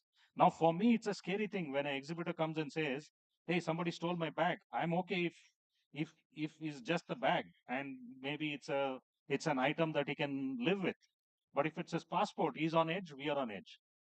So this is education. But if you have to prevent this, and if there is adequate security and CCTV coverage and there is enough access control and checking, somebody needs to sit and monitor this continuously. But how is that going to work? Is this possible? These are things that we need to discuss. Technology, of course, AI can help us in managing all of this today because, firstly, you have, like you say, a rogues gallery created. I think a lot of venues today are creating a rogues gallery, and you have a rogues gallery picture, and people are sensitized to say, keep a lookout for these people. Now, no matter what technology you have, manpower also plays a big role. The security people that we deploy today, no matter how much of volume of security you deploy, if they are not briefed adequately, see, they are not people who are expected to use their intelligence to take decision. They are people who are driven by direction. If somebody directs them what to do, they stick to that direction. Now, this direction needs to be given in such a way that it is simple for them to interpret, to understand who can be allowed, who cannot be allowed, and how to manage the crowd control. Got the point. My next question is to Max. How do we go beyond physical safety to also address mental wellness and sustainability during large scale events? Where it seems that my answer Yeah. was very wrong because all the questions are going to everybody else. I'm the only odd man left. I mean, I'm looking at around here. अभी मेरी बारी आ रही है, मेरी बारी आ रही है. कोई बारी नहीं आ रही है. Sir, but you are always welcome to butt in anytime. Yes, so see, beyond health and safety, we can also have, a lot of other wellness activities happening on site. Mental well-being for our exhibitors, visitors, you create open spaces, you create relaxing places where you have some comfortable sitting arrangements done, some shaded areas in the outdoors. Because every time you are inside the hall, you are into a packed room. You want to go outside. There can be creating a small area where you can rest down, shaded area where you can have some activities, some, like we have seen over here, what we have done in the food court. You can have some games, activities that can happen, some virtual reality games that can be there. You can have massage, foot massage. We have one of our shows, we have the privilege of working with a association for the blind people, wherein we give them the opportunity of putting up a stand inside, and the blind people used to massage the feet. So any visitors being tired after the vigorous rounds of the hall would come, get their feet massaged, and on their part, they would giving back. They would also contribute to whatever they wanted to contribute for that association. So these kind of activities do play a big role in getting the mental wellness of exhibitors, visitors coming to our shows. We create water fountains, water stations, spots, different spots. We have water stations kept for them. We have proper signages to guide them to proper activity areas. Like you have a conference room signages, you have the cafeterias, you have the exit signages. So all these prominent signages and everything adds to the experience of the exhibitors, adds to the experience of the visitors. It makes them want to come again. This is the kind of thing like we try to see how much we can inbuilt into a pleasant experience on site for the stakeholders. Shuttle buses, you have shuttle buses from nearer points, metro stations. You have e-vehicles that we try to put. We have e-charging stations at some of the venues over are equipped with charging points and all. So all these things adds to the experience of a visitor coming to the show. I think there's no end to that. You can just keep going and adding more things as well as you can. So there is no finishing line or end goal to it, basically. Every time we have to enhance those experiences, both for the service providers as well as the exhibitors and visitors. Definitely, we can just keep on doing innovative things. That's what I think most of the organizers we try to look to give that good feel factor. You need to up the NPS score. So that is how you will going to get your targeted visitors coming in. So I think, I don't know if Srini would like to add something onto this. Acha, my question to Vicky is finally you got it. So, what collective steps can industry stakeholders take to ensure a safer future for all exhibition attendees? I will start off with what Srini said. It has to be from the top to the bottom. I mean, unless there is a belief that this is very important. We are all in the industry as businessmen, and obviously, as businessmen, money making is the most important. But then within those, that principle of making money, you can still do it ethically, you can still do it with values, and you can still make sure that, it is not divisive in any manner. So, where I would probably say, like he said, education is very important. I think adaptability is very important. And finally, it is a commitment to make it happen. Now, unless all of us are in sync with that, it's only, like I said, an academic entertainment, sitting on a dais talking about health and safety. So I'm probably with both Max and, or rather all three of them, that they all want to do it and they're already on the path of doing it. And all that I can say is all the logistics companies of India are also committed to doing it. So if we can actually collectively do it and commit to it, and then money will come automatically. Making money is not a very difficult task. Life is very simple. Business is very simple. If you want to make it happen, it can make it happen. But we all need to collectively accept it that this is a very important factor, and it is not something that we are just going to talk about it and then go back and overlook it and shove it under the carpet. Somebody will have to do it. Uh, Srini's organization is already doing it. Max's organization is doing it. He himself is doing it as an entrepreneur. I'm committed to it. I don't think there's any other better forum to start doing it right now. Yeah. That's it. You have counted on three. You have left me aside. No, तुम्हारी तो पहले से ही है ना. My first visit to PIEC 22 years ago, I saw what the health and safety parameters are already in place over there. And I think I learned a lot from that one visit sitting with Mr. Mukherjee. And I think that became a backbone for our commitment to health and safety. So I didn't include you because I know it's already happening. Thanks for that. Now I leave this to the audience. Anybody have any questions on this topic? There in the back. Mr. Puri has a question. If you can send a mic there. There.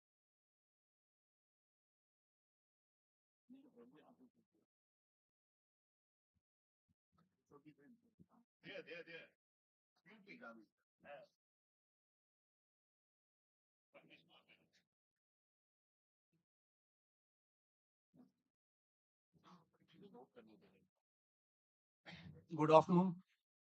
My question is related to like the panelists were while discussion they were making a statement that we have to educate the team. What we have seen it on ground is the strength of official service provider is 50% plus, which is contractual.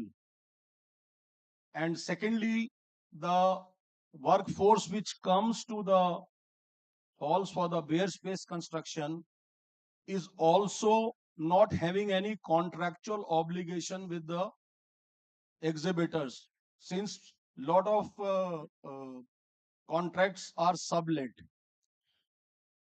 What the organizations are doing to ensure that this contractual manpower is provided with some health and safety training so that they comply with the health and safety norms, because a lot of accidents take place due to lack of this knowledge. Anybody can take this. Srini, can you answer this, please? Yeah, very valid question, very valid point, and this is something that's opened up our thoughts as well to see how we can address this. We are constantly deliberating how to, bring a paradigm shift in this process.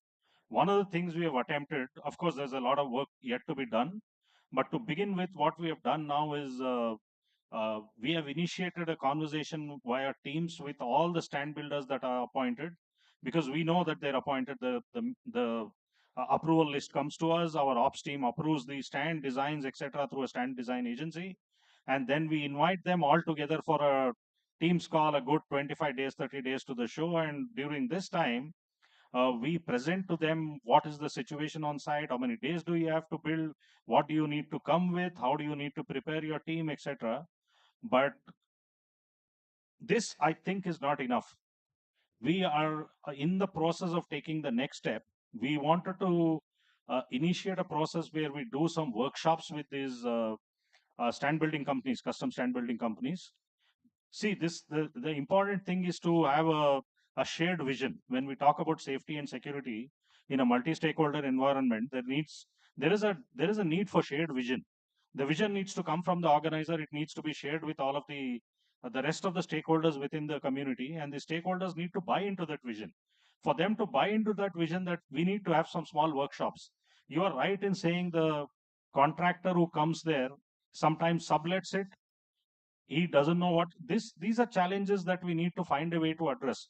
But by and large, I think we are addressing the macro issues at this point in time. One of the ways to do it, perhaps, to have workshops with them at least twice a year to educate them on what is required, how they need to do, how they need to prepare, and they need to come with prefab designs as much as possible, so that there is very little sawing, cutting, welding, whatever on site, thereby limiting the risk of fire and other damages on site. Uh, I hope that partially answers you. I'll see if somebody else wants to take it. I'll just add on to it. So that's the reason, as IEIA and IGIA sub-skilling committee, we are stressing on skilling. It's not just that we are only talking about skilling, we want this to happen.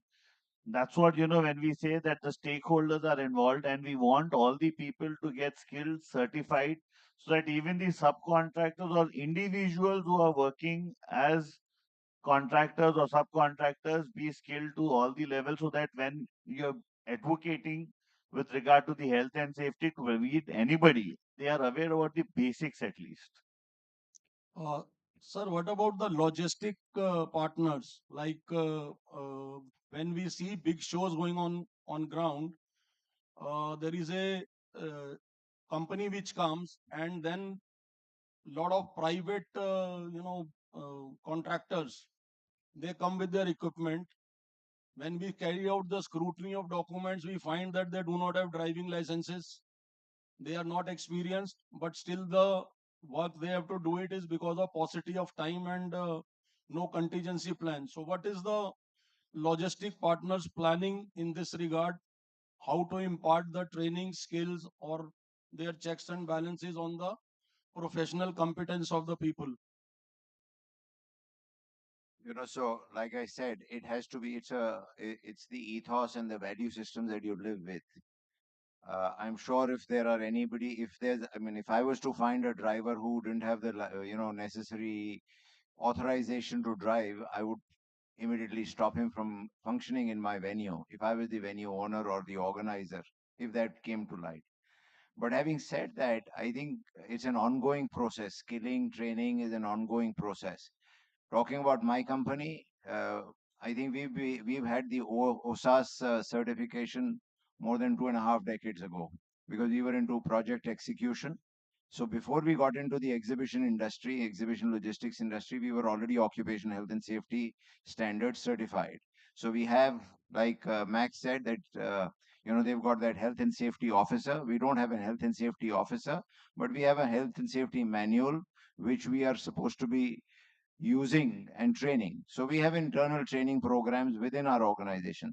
Coming to contractors, I will not be able to give you a very specific answer as to whether any of my contracting labor or any of my contracting service partner or a service provider or an equipment service provider was found negligent on this.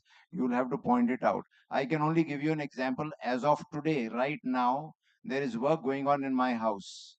And I realized this morning before I came here that the labor who was working there was, there was a scaffolding of 40 feet high, that they did not have safety belts. The contractor had not. My office is arranged to purchase 6 safety belts to ensure that they are given to that. So I have to see it. If I leave it to somebody else, whether he's my service partner or a contractor, it's all talk, talk, talk. Unless I make that investment, unless I do that, it won't happen. And unless I take that decision that I will not allow it if it comes to light. So since you are the person who probably is looking after security in certain aspects of the venues, if it comes to light, I would suggest just stop it. The guy has to stop using that equipment and the guy has to go out. Thank you, sir. Any further question? Excuse me, lady, Mr. Agarwal.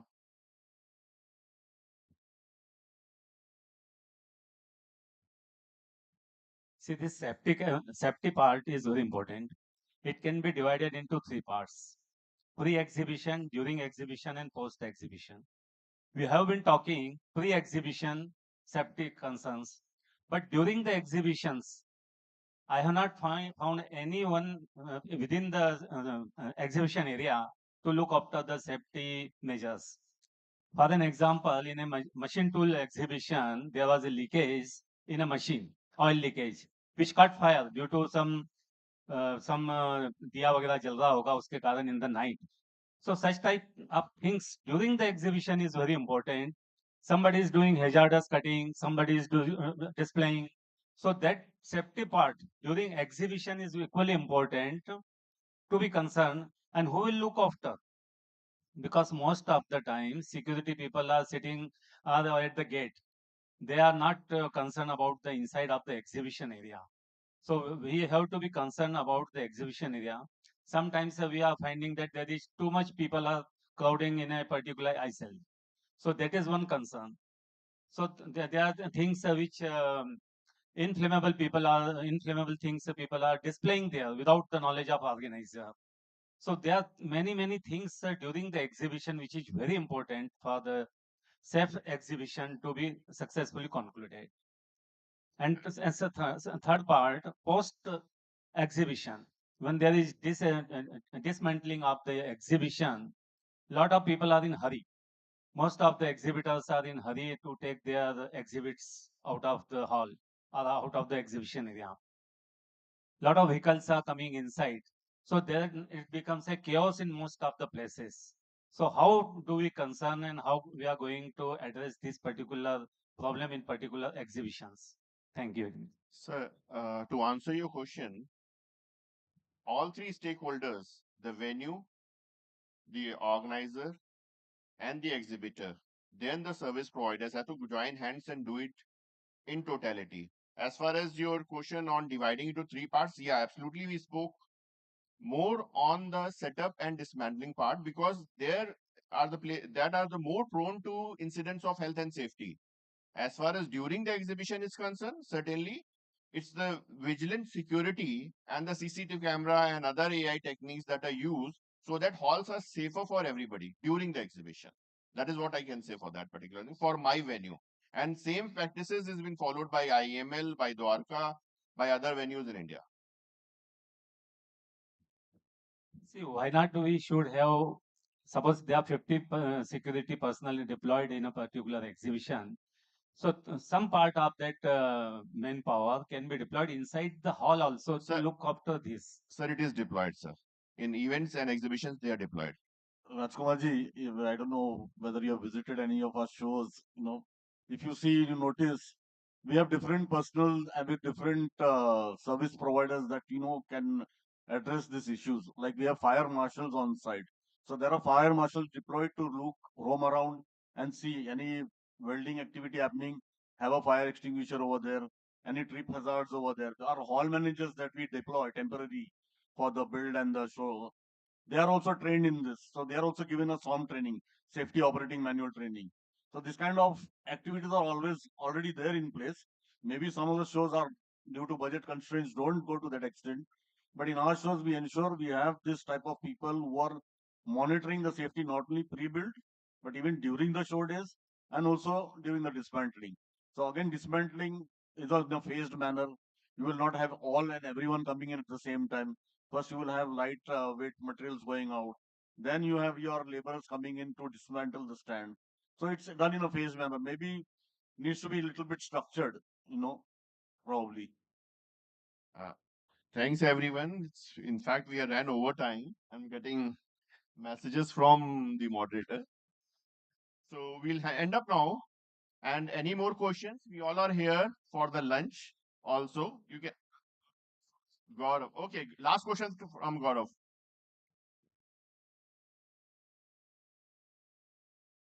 Thank you, Ved and Max, for the opportunity. It's not a question, it's just a suggestion. Like globally, we've been working in a lot of other countries, also we organize shows. What India is lacking on these standards, in standards of standardization of stand construction in all the shows, all the venues. We've been working in US and Canada, as you know. There are certain rules of stand construction, like what in India I see Inform has a certain height limit. We have a certain height limit. Every organizers have their own height limit, which should not be the case. It should be standardization for anywhere in India. Even the subcontractors or the bare space contractors know India. Okay, 12 feet height is max, or 10 feet height, whatever it is. Like Inform has a policy. If anyone wants to build a high booth, they have to leave 1 meter from the booth. So we need to work on these standards. What Mr. Agarwal said about the machinery shows. I've seen shows in machinery. If it's whatever size of the booth, the machinery is just kept on the aisle. Globally, the standard is it should be minimum 1 meter inside. So, that's hazardous. People walk standing on the aisles and looking at the machinery. So we need to work on these standards, which should be standardized, like you have your ISI and BSI standards. So for our industry, we know those standards, and this is a point, this is a time now we should set those standards. Point well taken.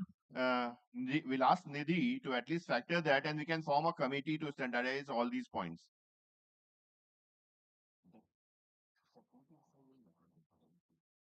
So sorry, to be corrected, there is a committee, and we'll certainly put these suggestions to this committee.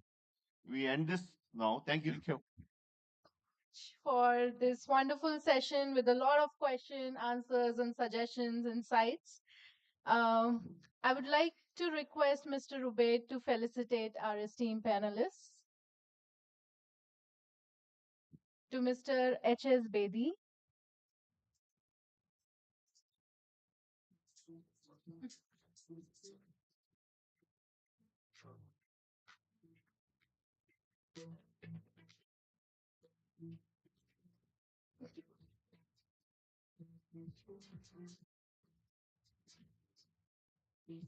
To Mr. Max Fernandez.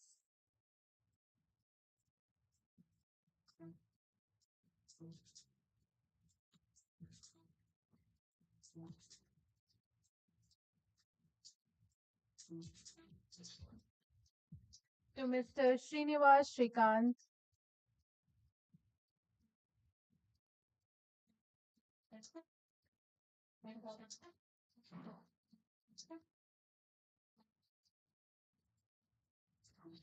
To Mr. Dharumpal Singh Malhotra.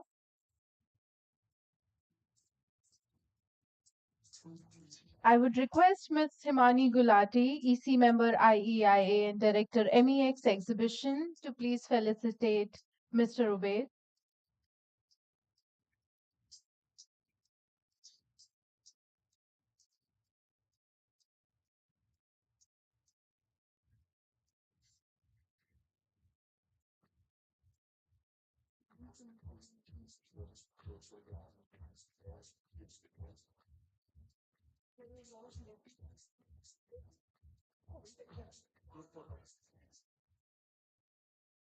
Can we have a group photo?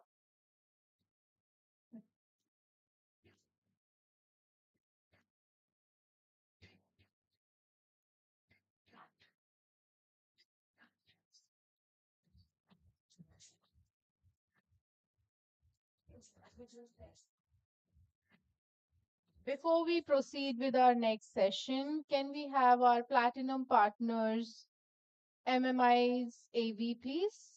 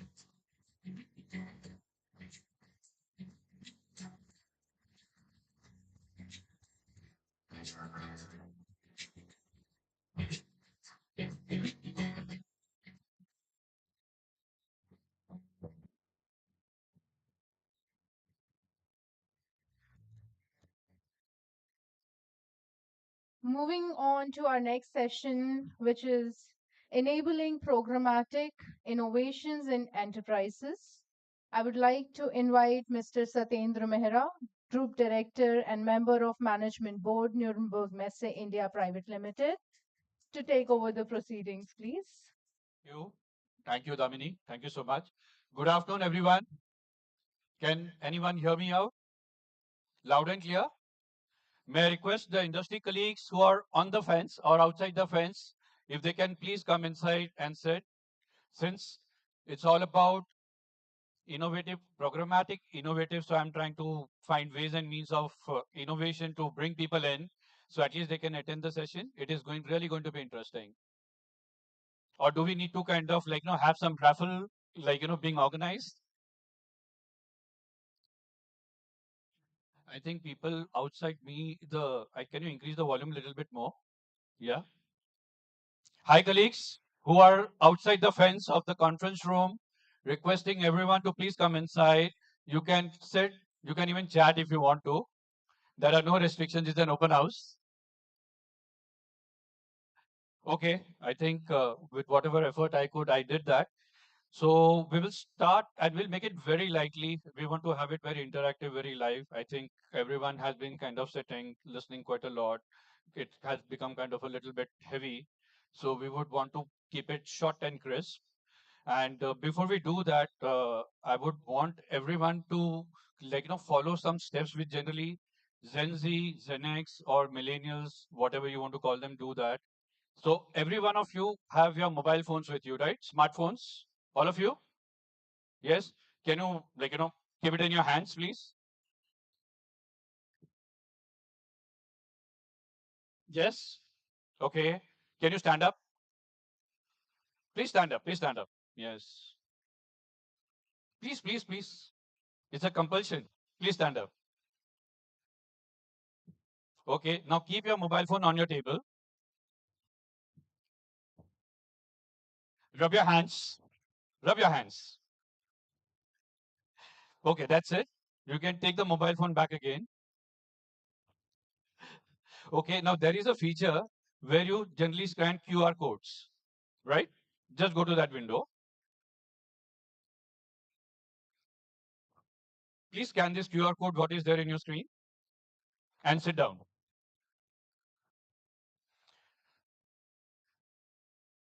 So what I want to say, it's an innovative approach we are trying to create over here. So when you hear the word innovation, what is the first word that comes to your mind? Please type it. There is no restriction in terms of responses. Whatever you feel, please do it. Just please keep submitting. What do you feel? Okay. Eventify, speak, creativity, new ideas, AI, interesting. That's it. I think we have more number of people. I expect more number of responses coming on the screen. Good.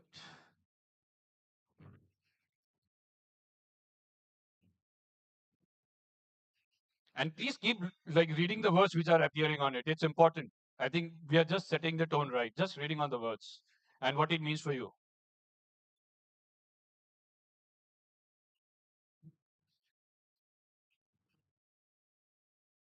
Okay, that's it because we have paucity of time. We have more questions coming up. So that's it. If you want, you can just take a photograph of this or screenshot for you. That will help you in this session going ahead. Right? Oh, okay. I think some people have already answered it.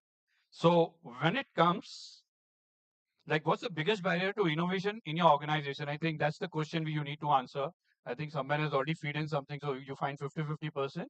So please start responding, like, from your own organization perspective or what you feel is a barrier, like, when it comes to, like, you being innovative, your organization, your team, it can be anything.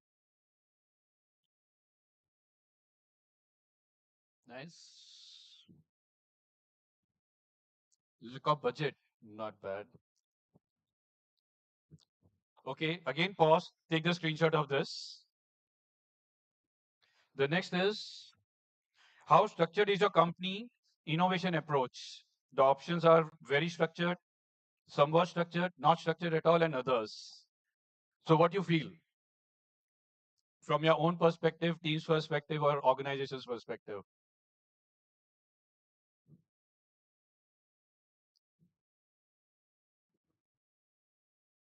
Okay, interesting, not structured. Okay, that's fine. Again, take a screenshot if you want to. We have a couple of more questions coming in. Like, which type of innovation gets the most attention where you work? Improving what already exists, entering new markets, new business models, and others.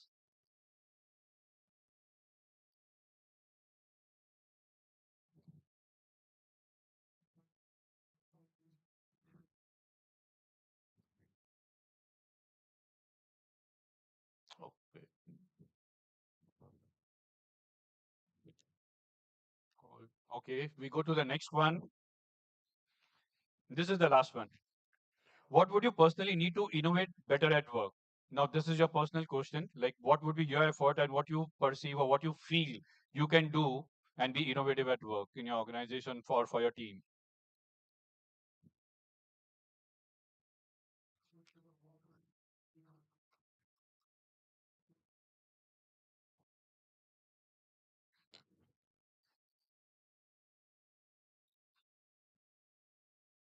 Okay, yeah.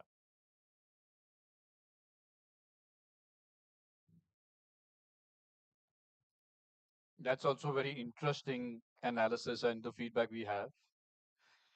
Okay, thank you so much. Thank you. Really, I think you have been really very participative audience. I think that's how it works. If I would have taken the mic and passed it around, I think we would have not got any answers to all these questions. So that is what innovation is all about. So it was just a precursor to set the tone right and get your attention what we are, like, going through. So joining me is a very interesting person. Like, I just got to know him a week back, and I was wondering whether, like, we are the right match to do this. But ultimately, I think we managed to. So that was important. And I would come to, like, his name and organization name later. I would first want to give, like, what kind of achievements he has done. He has an immense experience, like, in this industry for more than 30 years, almost 30 years, not more than, almost 30 years. Like, his has immense experience, especially in terms of the topic what we're talking about is on programmatic innovation. And he's worked in geographies like, apart from India, is US and APAC. And most of the time he works outside India. India is his hometown. He loves Bangalore, like, and definitely he loves traveling. He's an engineering leader that is helping his organization embrace AI, ML, and Gen AI. I think AI and Gen AI, most of you would know. If can anybody tell me what ML is? Not you. No, I want answers to come from the new generation. What is ML means? I deliberately not kind of, like, have put the full form of it. No one? Machine learning, right? That's true. That's good. And definitely he has immense experience across technical management, general management, account management, and organizational growth roles. I think he had lots of uh, roles and responsibilities which he has done, and he has taken an organization which is into IT services from $20 million to $200 million in about 12 years time, which is, I would say, a commendable thing. So I would want to give a round of applause to him for this. That's really nice. So with that, I would like to invite Kiran from FICO. That's the gentleman there who will join me. So Kiran, please. So Kiran was also responsible for setting up country operations and develop relevant cost savings, control, process improvement, ideas to assist in meetings organizational goals in the organization what he's working at. So Kiran, why don't you kind of start uh, from where I left, and we already discussed that, and speak about FICO and yourself a little bit more. Thank you. Can you hear me all right? All of you? Thank you, Satyendra, first for a wonderful introduction. And the questions were brilliant. I think, in fact, unknowingly, I think a lot of the points that I'm going to make are around that, which is phenomenal. And we haven't actually gone through the questions, before. So this is good. It sets the stage, right? But first up, it's great to be back in Delhi. In fact, when I started my career back in the day, I had a couple of about a year and a half work that I did here in Delhi, lived here, worked with Delhi Transport Corporation, implementing some of the work that we were doing on the IT side, on the technology side. So it's great to be back. Great to see you all. I've been coming, quite frequently to Delhi, primarily to attend events and speak at events. But it's phenomenal to see, the crowd here and, be in Delhi again. I was a little worried that I was going to get late. I was actually traveling, outside the country, landed yesterday evening. I was not sure if I was going to make it because of all the flight schedule delays and all of that, but eventually made it today. So glad to be here. I come, like Satyendra said, I belong to a company called, right now, a company called FICO. Um, it's about a 60-year-old company, and innovation is a very relevant topic because how do obviously the world has changed in 60 years, right? It's not the same that it was probably about 60 years ago. Um, so how do you constantly evolve? And it's very relevant to all of you who are exhibiting or who are part of the ecosystem here. The world's going to change. It's been changing and it's going to change moving forward as well. So how do you continue to stay abreast and evolve to the changing needs of the world is what innovation is all about, in my opinion. And that's what we're going to talk about. So going back, FICO, they are an analytics company. If you talk about any global bank, they're typically using FICO score, which is equivalent to the civil score that's given to a individual or consumer who wants to understand what his credit worthiness is. Apart from that, it's an analytics company. They do a lot of things like real-time fraud, customer communications, a whole bunch of other stuff. Typically, if you walk into a event like this, if you're getting a message which says welcome, to Bharat Mandapam or whatever that is, then it's driven through a software that probably someone like FICO has. So that's the kind of business that we have. I've been with the company for some time now, essentially lead the charter in terms of developing the AI, Gen AI, ML strategies in tune to take the experience of the customers, the FICO's customers, to the next level. So that's what we're going to talk about more. Shall we? No? Okay. I think the name is that side. I think okay, it's fine. So Kiran, I think you have thanks for the detailed introduction and setting the tone of this interaction. And as I said, we just want to make it quite lively and quite crisp. So I think the first question would be, I think, for everybody's interest, in your experience, why it is important for an enterprise today, to have more programmatic, approach to innovation. So that's part one. And part to be like, what are the common myths enterprise have about structured innovation programs? I think because the reason I've combined both the question because it both goes hand in hand. So I don't know if you want to take part two first or part one first. I leave it to you. I think we'll follow the order, but before I answer your question, would like to step back and understand what really innovation means. You know, like I said, the world's changing rapidly. If you off late we've been experimenting with some of the stuff on the AI side, and the amount of work that it can do is phenomenal. In a few years from now, I would say most of the work that is repetitive in nature will get automated, no questions. It's going to happen. If you're talking about construction of a booth here, it's going to get automated very soon.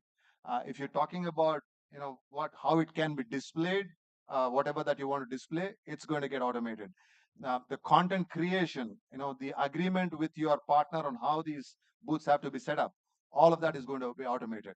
But now, how do you then look at innovation, therefore, to be able to cater to your customer requirements? If that is what is required, you will have to be constantly iterating on that. And for me, innovation is all about being able to constantly iterate and create new ideas. In some cases, some things that even your customer hasn't thought through. Most innovation, most cases, you know, companies don't know exactly what they're trying to create. They end up creating something that eventually becomes a winner. So to be able to practice a model whereby you're constantly doing stuff that is creative, that is bordering into new areas that you've never experimented so far, and then be able to take it to your customers and show it, and then therefore then gather their interest, is what I think innovation is all about. And if you were to look at today's companies, I think there are not many companies that are practicing that kind of structured innovation, and that's what I call it as programmatic innovation. How do you inject innovation into the DNA of your organization itself? It's not something that you do one off. It's not something that you do this year. It's not something that you do for a specific type of use case. It's a process whereby you are injecting innovation into the DNA of the organization. And that I think is what companies are to be looking at moving forward. Um, how are companies practicing? Still traditional ways. I don't think companies are having structured programs whereby innovation is being practiced today. I think a lot of companies miss that as yet. They're still following the traditional models of innovation. Got it. We all know like AI is the buzzword right now. Everybody's talking about AI. But at the same time, there are lots of myths, confusion, and misinterpretation of AI. People believe the maximum number of individuals like AI is the future and will take care of everything. So, like from your perspective, like what do you feel? How AI would reshape, like uh, or force enterprise to think about structured innovation program? Are there any specific industries, that you think are leading the way in enabling programmatic innovation using AI? What, like, we can learn from them in case if it is? Yeah, I think um, eh, like I said, your if you look at the evolution of technology, and I'm putting AI as part of that technology. If you look at the evolution of technology, you probably had the industrial revolution, you probably had the internet revolution, you probably had a mobile revolution, which is probably a subset of the internet revolution, but I would call it still a big revolution because it was able to put it was able to give access to information in the hands of everyone, unlike the internet revolution. And the revolution that we are going through right now is the AI revolution. I would say this is perhaps the biggest of all the revolutions that has ever happened. Even bigger than and I would say it's probably as big as the industrial revolution. Um, Therefore, the impact that it is going to have across all industries is going to be phenomenal. Um, what has happened through the last three revolutions, whether it is the industry revolution or the internet revolution or the mobile revolution, is that it was able to give access to knowledge in the hands of people anywhere, anytime. I would say industrial revolution was all about automation, getting work done faster and cheaper across the world in some sense. Globalization. Industrial revolution led to globalization in some sense. But if you look at the internet and the mobile revolution, you could sit somewhere at the remotest corner of the world and be able to access what you want through a small device, a powerful device that was equivalent to a rocket that was being sent to the moon back in the 70s. And I know many people use this analogy, but it is true. So if you look at the two revolutions, it was more about access to knowledge. What is happening with the current revolution, which is the AI machine learning revolution, is that the access to knowledge is no longer the differentiator. It has become so cheap. If you are really a competent person in the field of maybe medicine, in the field of law, in the field of engineering, you would probably get paid really well. That that was the case until probably a year or 2 years ago, or about a year ago. Even now, it is the case to a certain extent. But what is going to happen moving forward is that even if you are an expert in the area of medicine, or even if you're an expert in the area of, like I said, engineering, it's no guarantee that a system that is not a human is going to be performing lesser than that competency. We're seeing that happen across some of these fields already. Some of these AI tools now are able to detect, for example, I saw facial recognition outside. That's phenomenal, isn't it? You don't need to print these badges in the future anymore. This morning when I was coming through the airport, I just didn't have to open my phone for a start. Earlier days I would scan the barcode using DigiYatra or something like that. Now I don't need to. I just walk in, it recognizes my face, it lets me in.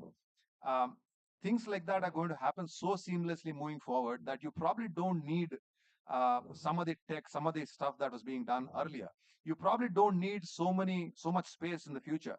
You probably can do virtual booths, which I think is being practiced extensively, by the way.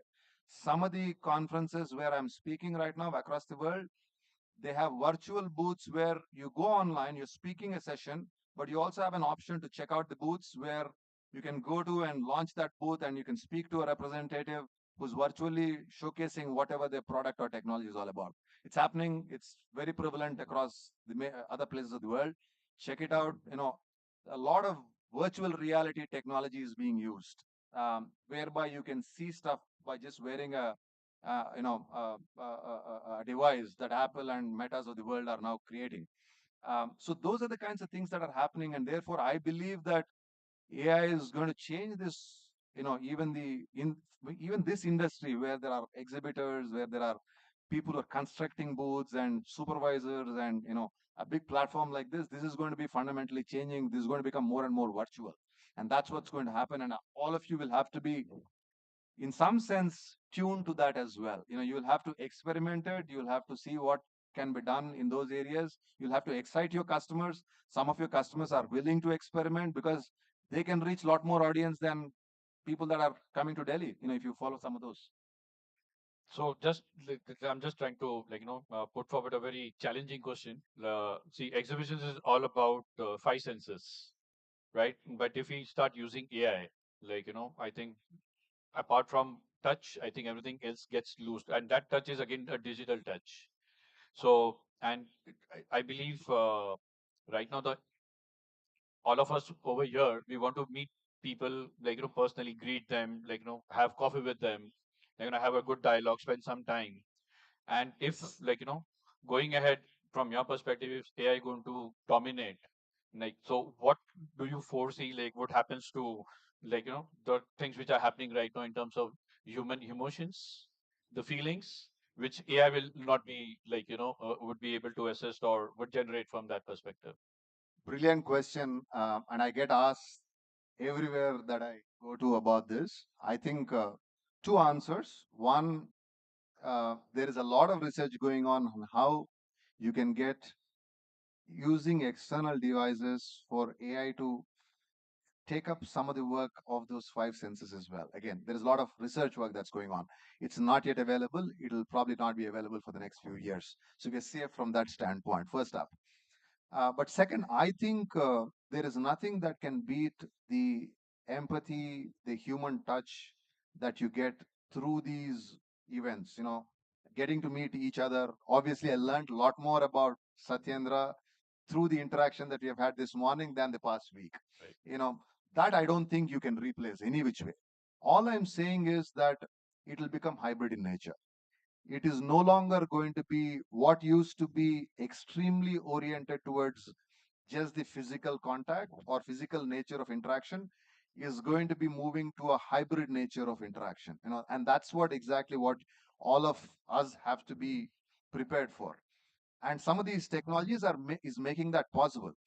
And why do you need to do that? Because I think you can you can then reach out to the whole world. You're not limited by just the people that come to this booth, like I said. You can perhaps be relevant to the whole world where there are exhibitions happening as well. So, and that's what I think is going to be the opportunity that you can leverage because of embracing some of these technology is more so the innovative ways of being able to reach out to your audience eventually. That's what I'm thinking, as to what this means. So I'm just going a couple of questions back, and what you responded, like, that the booth construction, the booth design, everything will get automated. Like, why did you kind of like, put forward that comment? Like, I'm quite sure there would be strong reason in the base, like, which you would have analyzed and like, commented. So I think most of us would be there because most of us would be thinking like booth design and booth construction, how is it possible? Because you have to have people like, constructing the booth. Like, to have the design, you need to have a designer. Like, so like, like if you can shed some more light on that. Yeah, absolutely. So let's talk about the design of the booth itself. Again, a lot of automation is happening. Automation, as in, I was hearing the previous panel talk about, health and safety, and they were saying, how do we get to talk to our customers about health and safety before the construction of the booth or design of the booth? How do we exchange through a Teams call or whatever about the construction of the booth itself or the design of the booth itself? I think right from understanding your brand or your customer's brand, and then being able to design a theme around the customer's brand, and then come up with options that you can put in front of your customer can be done using AI much better than what is being done today. So you don't have to necessarily employ a design company to come up with those designs as much as you used to do previously. You still need someone to approve it, give it final touches, obviously, but to be able to create 10 options today for a booth design is something that is absolutely easy, something that you can leverage technology to do, some of the emerging technology to do, when compared to what you probably were doing, say, 2 years ago or 3 years ago, prior to this whole large language model phenomena or ML phenomena to be broad. I think that's an area that is going to get heavily influenced. I'm not saying it will be replacing people, but it'll get heavily influenced by AI ML.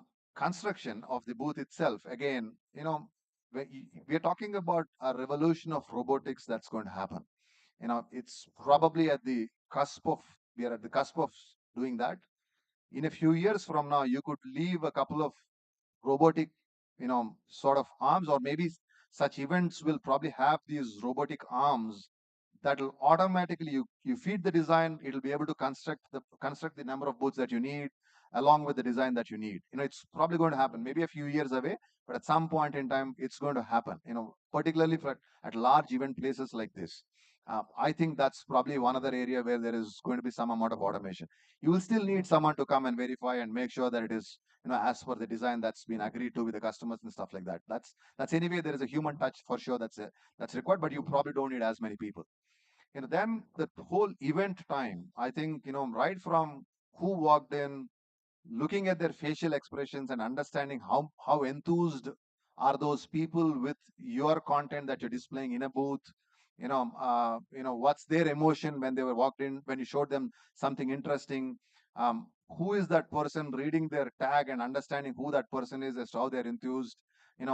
Reaching out to them post the event automatically and sending out whatever topics of interest that particular person who walked into the booth expressed.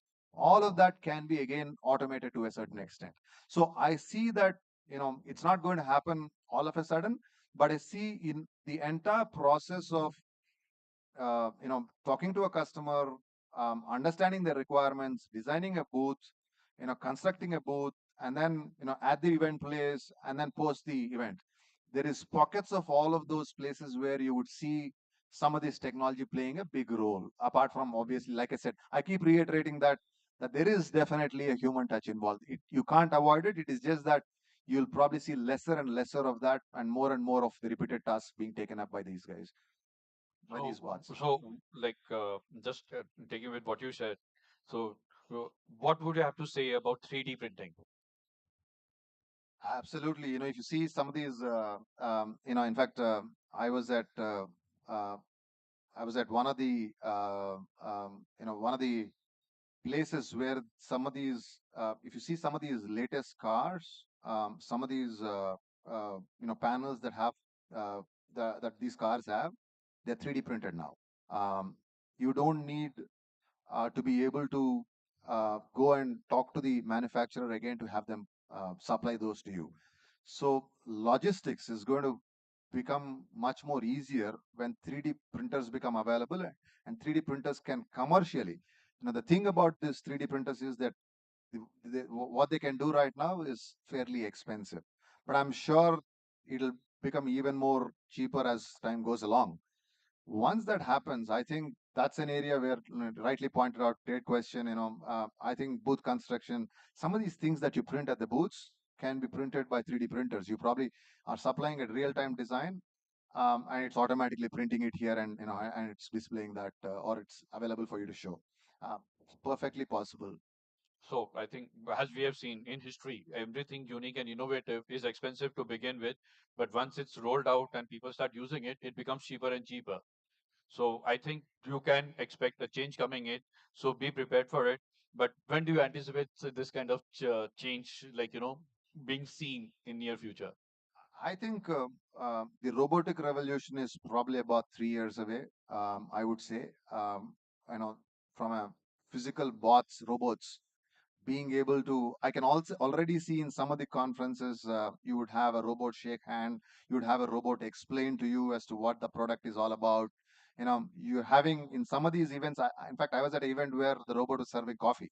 When you walk into the booth, it would serve you a cup of coffee. You can ask it for a cappuccino or a, whatever kind of coffee that you wanted, and it would serve you based on what your requirement is. So I think it's at a very initial stage. It's right now being used on a trial basis for experimental stuff, but the real work is probably about 3 years away, doing some of the heavy duty stuff like constructing boats and stuff like that. So coming in one of the precursor questions, which was like, I think one thing was there, like when the question was asked, and like about innovation, like, what is the big barrier, like, for people sitting here, they feel like, the to try innovation in the organization, and it evidently came out as lack of budget. So budget constraints are real, definitely I had the question, but now I think in the poll what we took, it became quite evident for that matter how companies can innovate programmatically even after having limited resources and not have too much of money to spend. I remember seeing the answer. I think there was 29% for budget constraints and 29% for not having structured innovative programs within an enterprise. In fact, I would say, not having structured innovative programs within an enterprise probably is the biggest barrier. Everyone wants things fast. We are living in a world where you'd want instant gratification. Across everything, and companies are no different. Companies are just collection of people. The behavior that is exhibited by an individual or a collection of individuals is what the company or the enterprise is exhibiting as well. So I think this whole idea of wanting something immediately, I would want a big bang in the next 2 months, in the next 1 month. That's probably what's causing the biggest hindrance for innovation. Two things. One is that. Second thing is not asking the right questions. Where would I think if you want to solve a problem, if you want to understand how technology can influence everything that you do here from an exhibitor standpoint, everything right from logistics to creating booths, construction of the booths to handling an event like this, I think asking as to what your customers really want is probably the biggest hindrance. Not many companies spend time going to the fundamentals of topics like innovation. They are just you're doing something because someone else is doing. Someone else is using 3D printing, so I'll do 3D printing. Someone else is using artificial intelligence, so I'll use artificial intelligence. I don't think that is probably the right way of approaching innovation, which is where I think enterprises miss the boat. Asking fundamental questions, I think, which all of you can do really, really well. I think you're probably much more business savvy than anyone else that I've met. Generally speaking, you probably deal with multiple brands. You understand the business ecosystem. Someone like me probably understands one or two or three domains really well, but you probably understand many, many, many domains really well of the experience that you've gained because of the experience that you've gained over the course of the years. So to be able to ask the right questions of your customers and understand what they really want. Are you trying to drive more traffic to my booth? To your booth? Are you trying to launch a new product through this event? Are you trying to change your message, marketing message, and rebrand yourself for some of the work that you've already been doing? Those are the kinds of questions that I think you should really ask. I think most companies miss doing that. Most teams miss doing that. That I think is the biggest barrier for innovation. Not having a structured method of asking the right questions within the enterprise. So for example, and I'll give you an example. We dealt with a large airline, and the airline wanted. Obviously, there were low cost carriers which were eating up into their market. Now the airline started asking, "Are we in the business of buying aircrafts and taking people by seats, or are we in the business of providing experience?" you know After asking those questions multiple times, they decided that they are in the business of providing experience. And suddenly the shift changed from buying aircrafts and selling tickets or selling seats to how do I provide better experience for my customer who wants to go from place A to place B. That's what they said. And therefore, I now, right from putting a thought into the customer's minds about a vacation plan that they should do because of the spouse's birthday or the kid's birthday, to then being able to allow them to book tickets, to then ensuring that the logistics of bringing them to the airport, getting them into the flight, in-flight entertainment, shopping at the airport, to helping them buy stuff on the airline, to eventually taking them to the place that they want to take to. All of that now became their playground. So I think that's the kind of approach that every enterprise should start doing. They should not be looking at, those are the kinds of questions that they should be asking. Are we in the business of just constructing booths, or are we in the business of amplifying a brand that my customer has? That I think is the question that you need to be asking. When you start asking those questions, I think you really know then how to make use of what's available in the marketplace, whether it is technology or any other thing, and be able to do that effectively. No, I think you really nailed it. I think that's very, very important in any industry vertical you take, especially in exhibitions. Like, there are all the stakeholders. So I think providing customer experience, which is different from your competition, is an edge because everybody into kind of some of similar thing. But what you're doing different, what extra you are going to do it for your customers, their customers, and something very innovative is going to be the decisive factor. Absolutely, absolutely. So the last one, like what I would very, very interested. I think everybody would be there. What's the most surprising innovation that came out of a structured program you have seen or been part of? Well, quite a few actually over the course of my career. In fact, so I'll give you a couple of examples.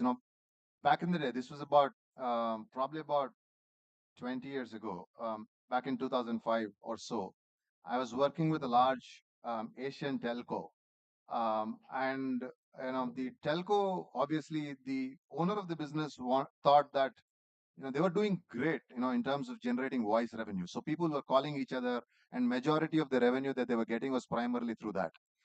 But the owner of the business knew that data was going to be the future, as in people using 2G, 2.5G those days, 3G, 4G, 5G, all of that. He knew that the future was going to be that.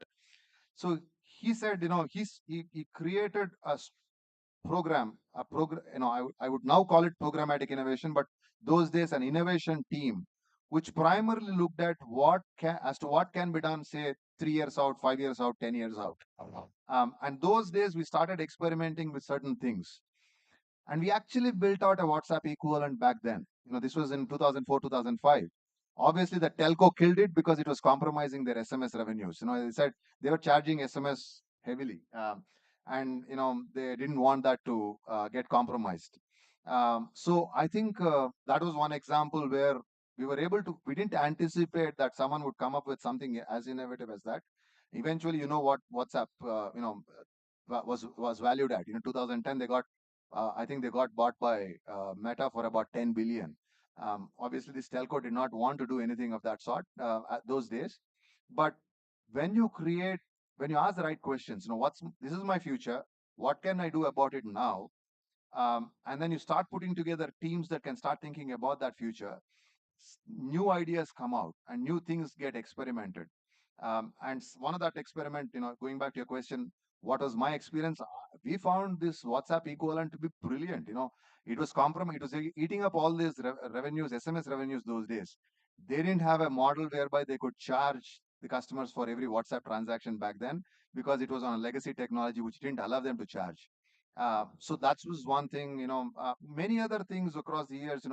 We were doing some work with the biggest manufacturer of HVAC systems in the world. HVAC systems are the ones that go into your AC units, heating and ventilation and cooling units. In their manufacturing plant, they have obviously human beings watching these, and it goes through a process called brazing, which is similar to welding. And this happens at about 1000 degrees centigrade, and then it gets cooled immediately. The problem was that they were able to, once these HVACs go into production, they found out that if the brazing doesn't happen at the highest level of accuracy, at about 99.9999% of accuracy, um, they figured out that the HVACs would end up having trouble. So they had human beings evaluating whether it was going right or not at that point in time. But we created a program, a proof of concept initially, whereby we were using thermal imaging to identify whether this brazing, which is welding, was happening at that 99.999% accuracy. And surprisingly, we were able to spot that about 7 out of 10 don't get, you know, welded or brazed at that level of accuracy. They didn't think about it. They didn't know about it. They were baffled when we were able to show that results. So when you put together some of these were two success stories that I thought. There are many, many success stories that I've been part of, as part of my journey. In the healthcare space, there is tremendous amount of work going on right now. One of my colleagues, startup, which is dealing with mental health.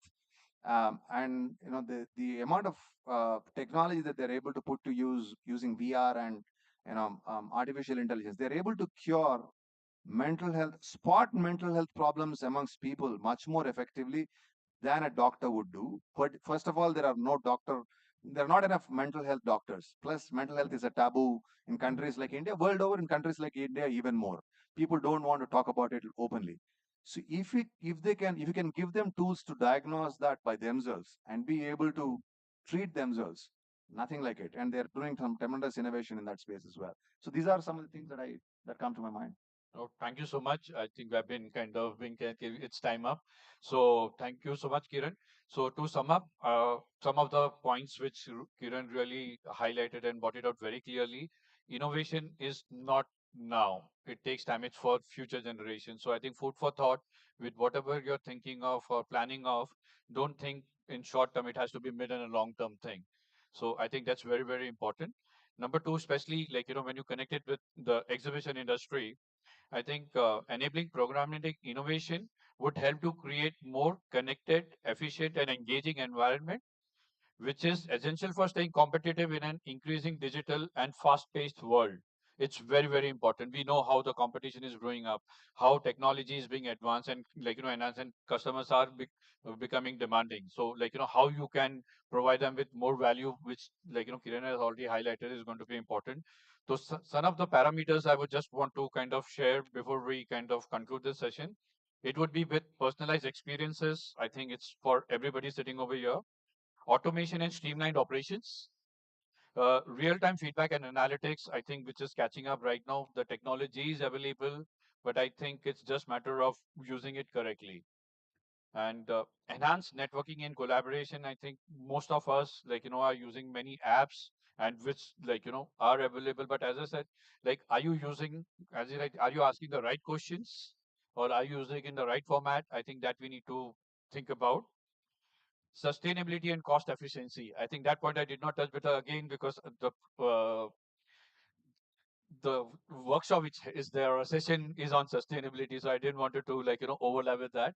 So that's the reason I did not kind of bring that point very out. important point. Yes, it is. I know that, but I think I'm more keen of listening to Sunil, like my colleague, because he had a very comprehensive questions for his like counterpart being ready for that. Enhance marketing and lead generation, I think, which we all agree on, which is there in existence. And I think very, very importantly, continuous improvement and iteration. I think even if I will not say fail, but even if you're not successful, keep trying.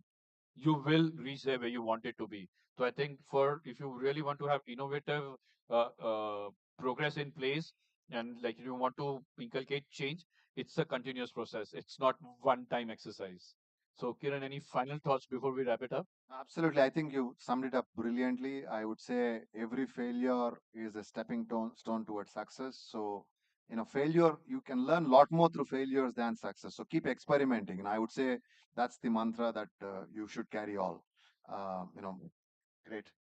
So we do not have time for Q&A because we are already delayed. But yeah, both Kiran and me are around. If anyone's have anything to share, please catch us up either outside or at the dining area.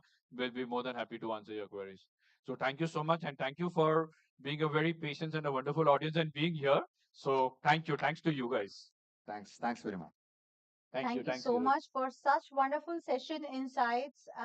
These are thoughts, some of the progressive thought that will lead the industry in times to come. So thank you so Absolutely. much. To felicitate and express our token of love, can I please request Satyendraji to felicitate our speaker, Mr. Kiran?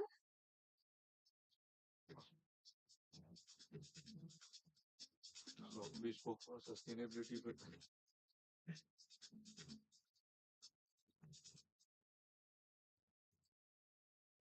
May I please request Mr. Suraj Dhawan, President IEIA, to felicitate our wonderful moderator, curator, Mr. Satyendra Mehra?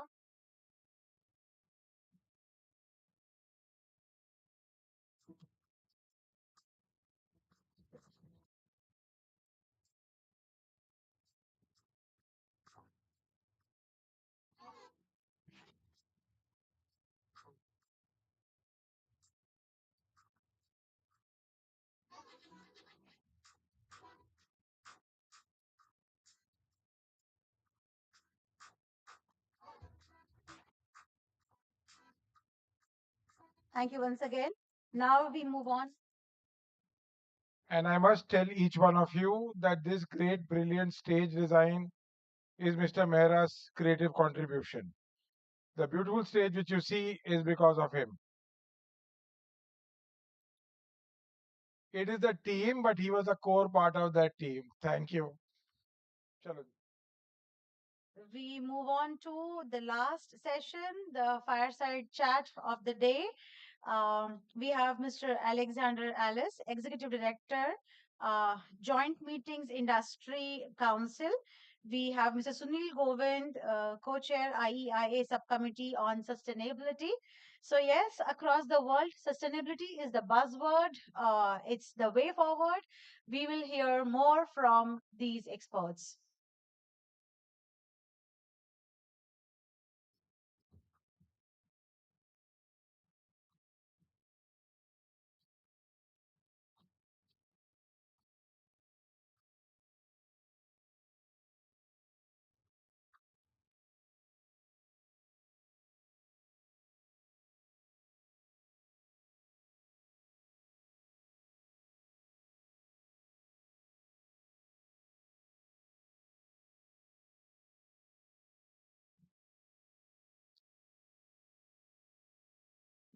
This particular room shows that the world is moving to become very right wing. Because there are more people on the right side than on the left side.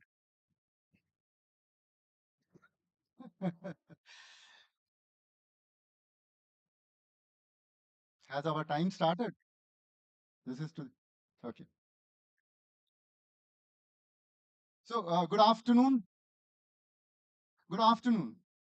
We stand between you and not the lunch, the awards. People who are wearing the turbans and the pagdis. So I am expecting that at least you guys are very attentive, the PEM team. Okay. Sustainability in the exhibition industry is something that we've been all talking about. I'm pretty passionate about it. And India is going towards what is known as net zero carbon emissions. And we have a target of 2070 as a country, as a nation. And I think the exhibition industry has a very big, crucial part to play.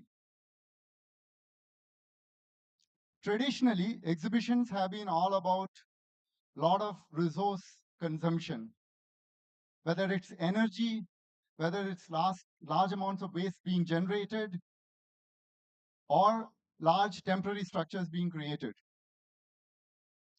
But things are changing. Over the last few years, a lot of events have come up which have been focused on sustainability, and a lot of venues have come up bringing in a lot of sustainability initiatives in sort of energy saving and better ways of sustainably managing their waste. But we have, as far as I am concerned, three major challenges.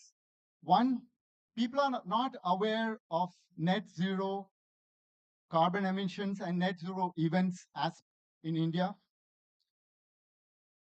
And obviously, there's a cost associated with any sort of sustainability initiative, whether it is carbon offsetting or whether it's garbage management or sustainability materials. And last but not the least, we don't have trained professionals who can actually run our events in a sustainable way.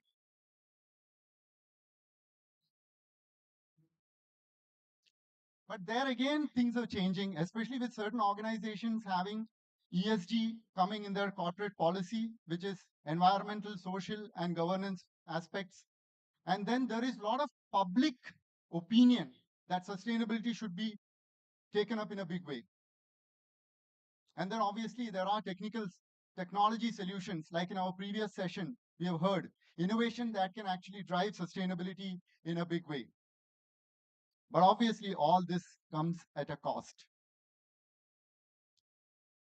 But we believe in IEIA and specifically the subcommittee in sustainability that this is a time we have to act. So we are looking at addressing this in two ways. One, looking at sustainable booth building standards and also how waste can be more sustainably managed.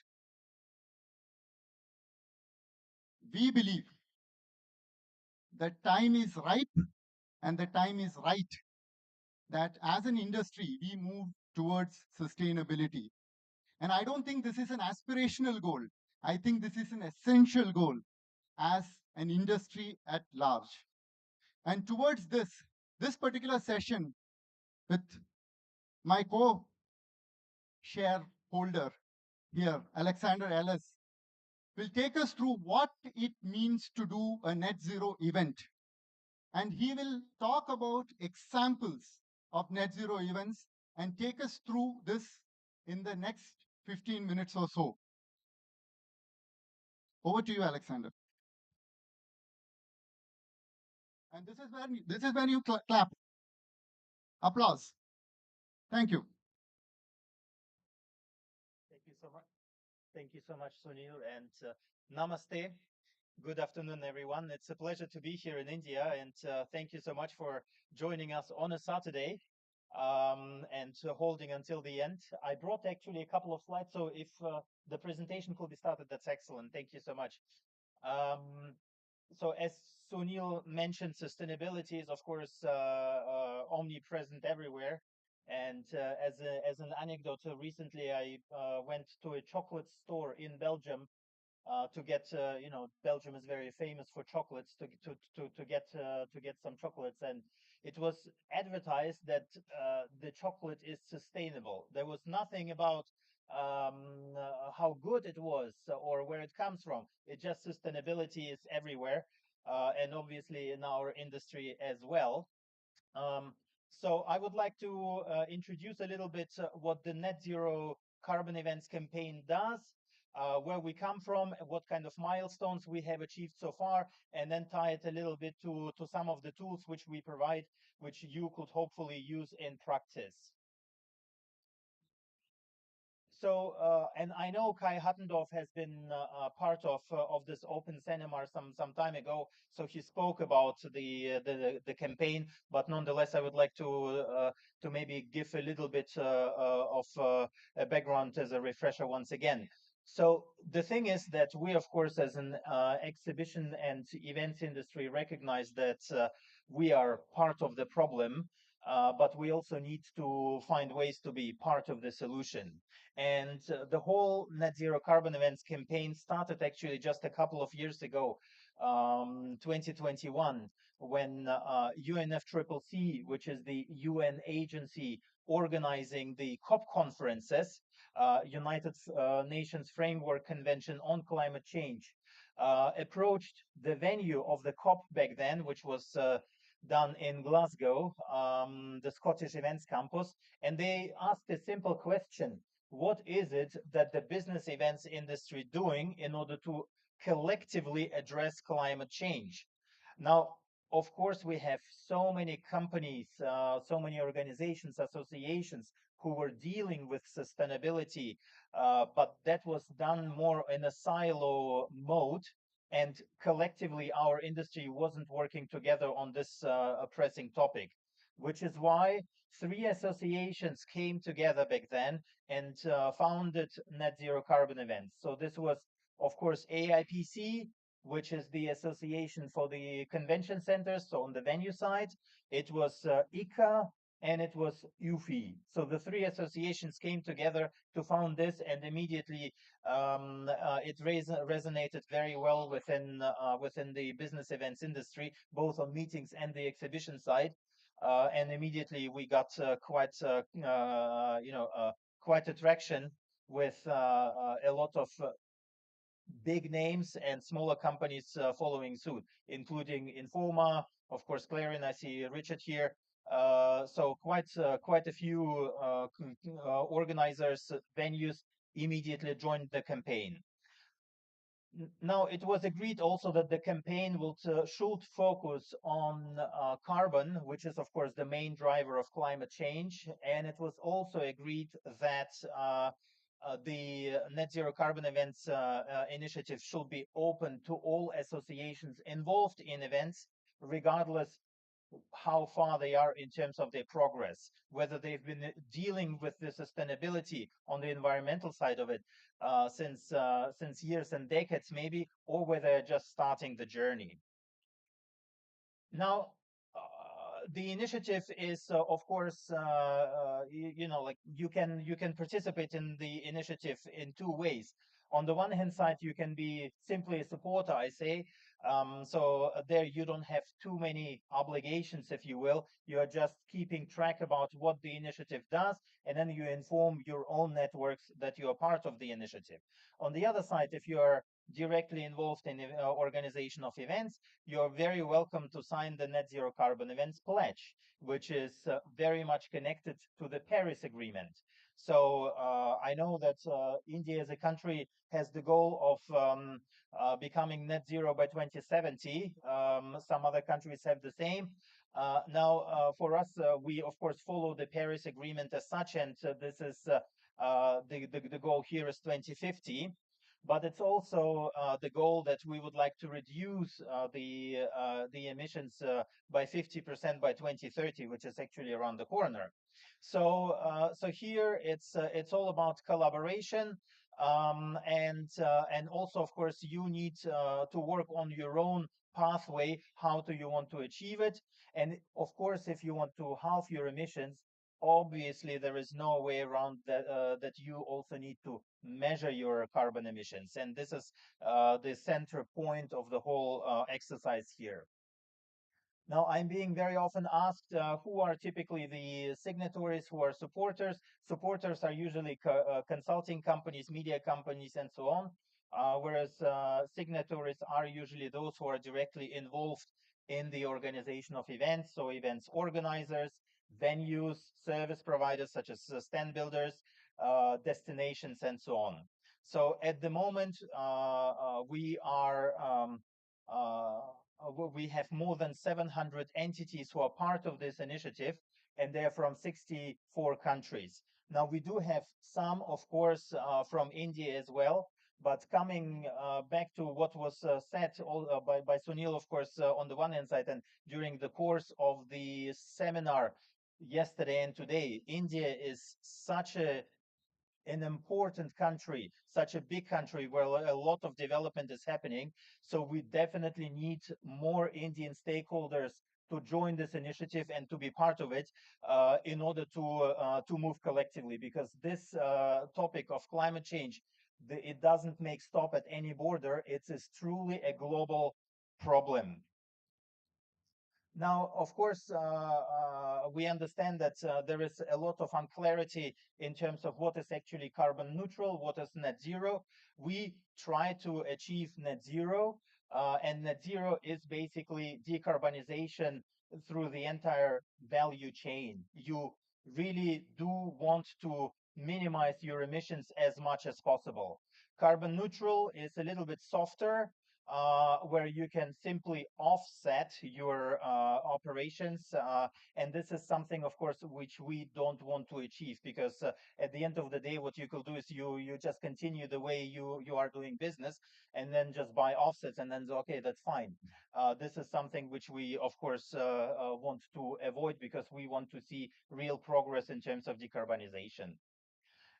So now I would like to maybe a little bit describe the milestones which we have achieved. And as I've mentioned, the whole initiative started just before COP26 in Glasgow, where the pledge was released.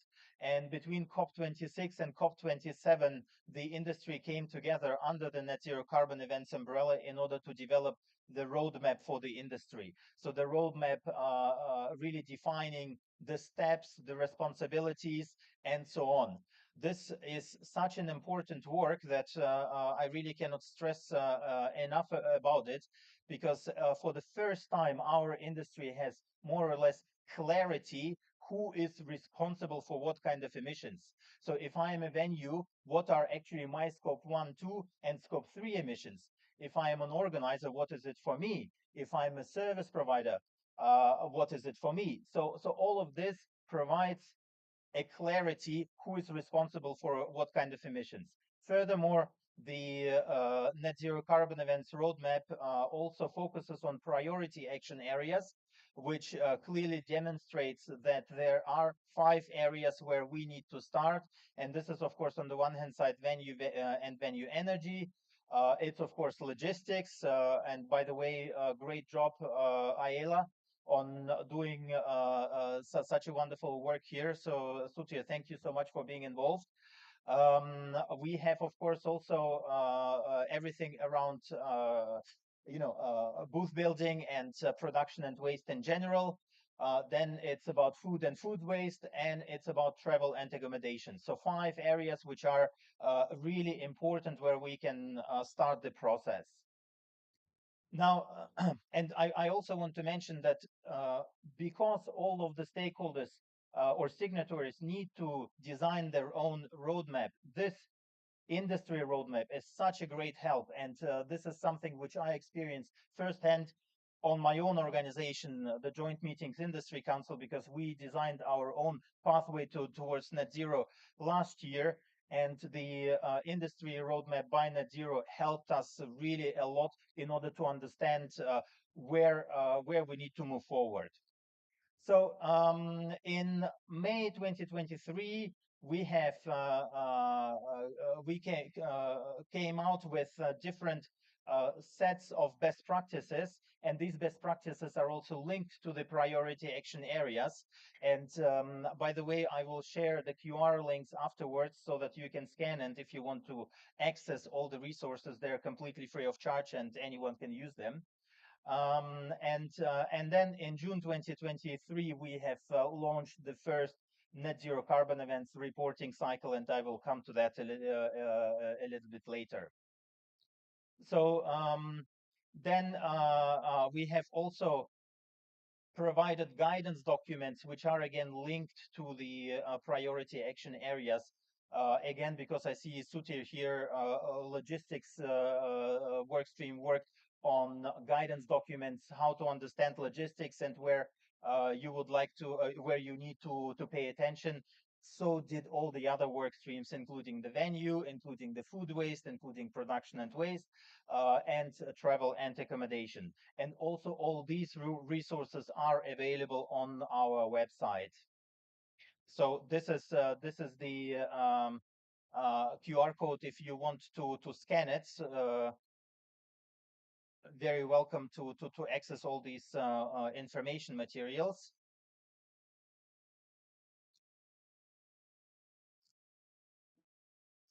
Then in April last year, we have launched a webinar series.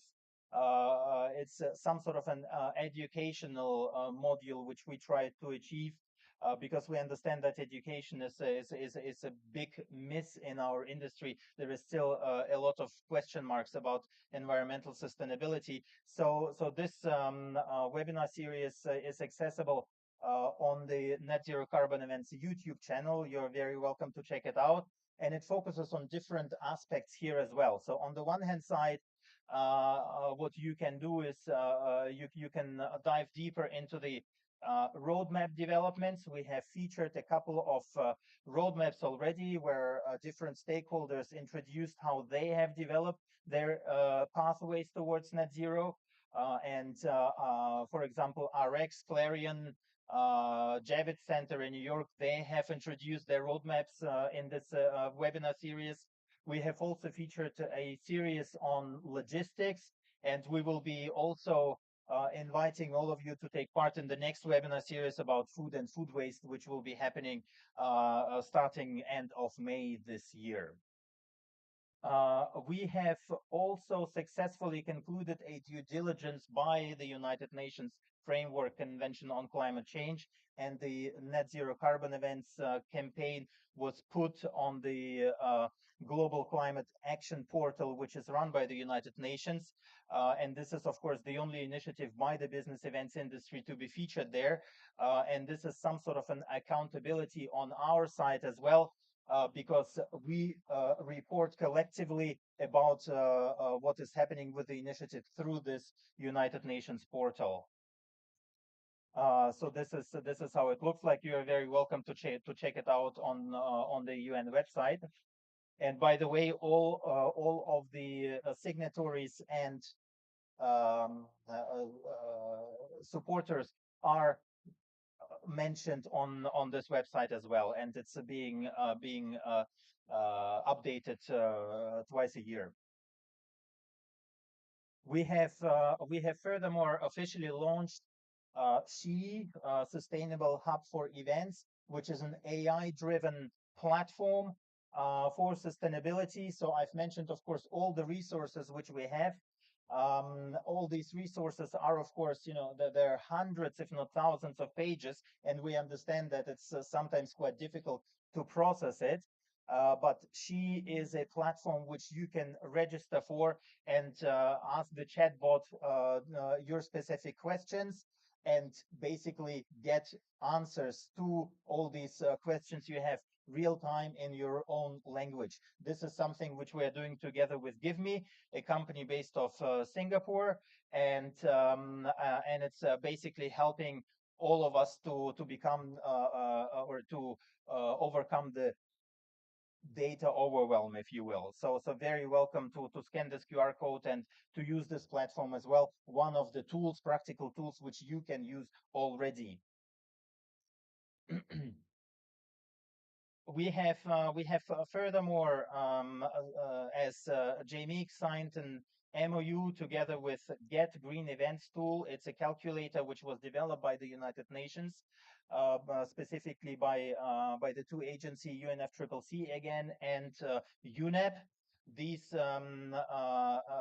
we've signed the MOU after we got the confirmation that the net zero carbon events measurement methodology will be fed into the calculator, which you can then afterwards use to calculate the carbon footprint of your own events.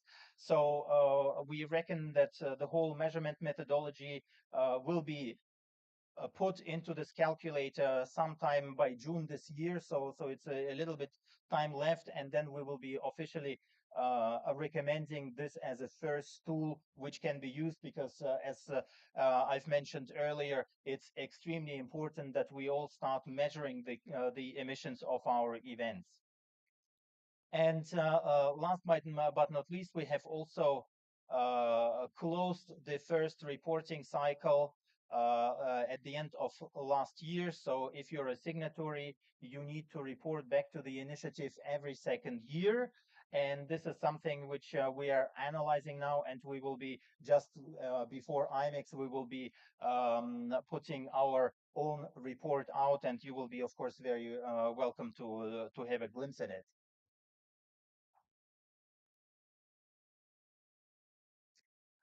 So then, of course, I also would like to mention all the financial contributors who are part of this initiative. As I've mentioned, all of the resources which are available are completely free of charge. Participating in this initiative is completely free of charge. However, it requires quite a lot of resources in order to develop the whole program, and we are very, very thankful for all those who contribute financially, who are part of that. We don't have any Indian stakeholders here yet, but there is still enough space on this chart. So do talk to me in case you're interested. This is the QR code to scan it, to how to become actually either signatory or supporter. So you're very welcome to scan it and to sign up. And I've mentioned, of course, a couple of case studies which I would like to mention here, because we are like all this theory which was developed is obviously very nice, but you need to implement all the theories in practice. So there are a couple of great initiatives from the industry, and we are trying to embrace them. One of them, of course, is Better Stance Initiative, which was started by some organizers, mainly in the UK, including Informa and Clarion. So we would like to scale this initiative globally, and we are working towards how to do that. So hopefully we will have some good news on this soon as well. There are also a lot of things happening on the venue side, and just as one of the case studies from AIPC, one of their members were looking into ways how to minimize energy consumption, and what they did was they had a proper parking next to their venue, which was of course lit up 24/7. So there was, of course, an investment needed. They've invested movement sensors in this parking, and what it led to is simply a huge energy saving on the long run. So these are just like very actually normal things, maybe no-brainers for us, for quite a lot of us, but these things are happening as well. We have also interesting stories from other venues, like Excel London, for example, has a wormery in order to recycle their waste, if you will. The Javits Center in New York has installed a beautiful farm on their roof, and they take the product, the produce from this farm, and use it in their daily operations. Also quite an inspiring story. We have, in terms of the measurement methodology, this just came out a couple of weeks ago. The German Association for the Exhibition Industry, AUMA, has recently published their own carbon emission guidelines for the German exhibition industry, and it's completely based on the net zero carbon events methodology. So there are a lot of things happening, and we certainly hope that we will also hear quite a few success stories also out of India soon. So with this, I hope that's okay. Sunil, are you okay?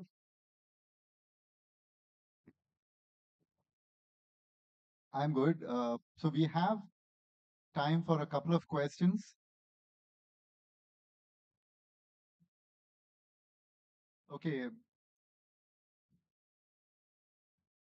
So the first question is already taken. So we have one more question.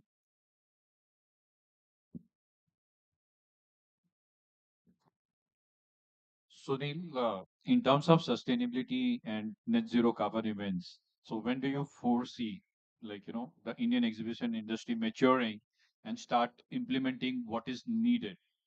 See, right now, definitely, like, it's at the awareness phase, but what's your anticipation? Because, like, you have been actively involved, like, in many subcommittees, committees, and even at UFI level. So, from your observation and, like, talking to stakeholders from the industry, so what's your perspective? So, And another thing, is it possible? uh, no, given enough time, I think anything is possible. So let's be very clear. And we have to be like that. We can't be pessimistic about it. We have to be optimistic that, and as Alexander said, I think we are a major stakeholder in the global exhibition space. And if we say we can't reach that milestone, then I think the global exhibition space is going to have a big vacuum in terms of the pie that is there. Okay, now as far as whether I believe we can do it. How much time would it take? That's not something that I can comment on right now. But I truly believe that if we put together a roadmap for the industry and look at it over the larger horizon or the longer perspective, and put certain guidelines like we had discussed for the rest of the people here. We were looking at it within the subcommittee. What are the things that we can do? So some of the things that we did, can we do our waste management better? Obviously, substantial waste is being generated. And then can we look at how do we manage our energy that we use? And I know many of the organizers here here have been asking those pertinent questions during the shows. And then can we look at better sustainable booths and etc. I think these are low hanging fruits. I think taking this as the first step, maybe in the next year or so, and going forward with objectives on an annual basis, I think we would reach there. Again, standing sitting here, I don't want to comment on when it's going to happen. I think it's too premature to say that. But one thing which both of us were discussing is that if India is not part of the journey, it's going to be a big miss out at the global exhibition space. There's no doubt about that.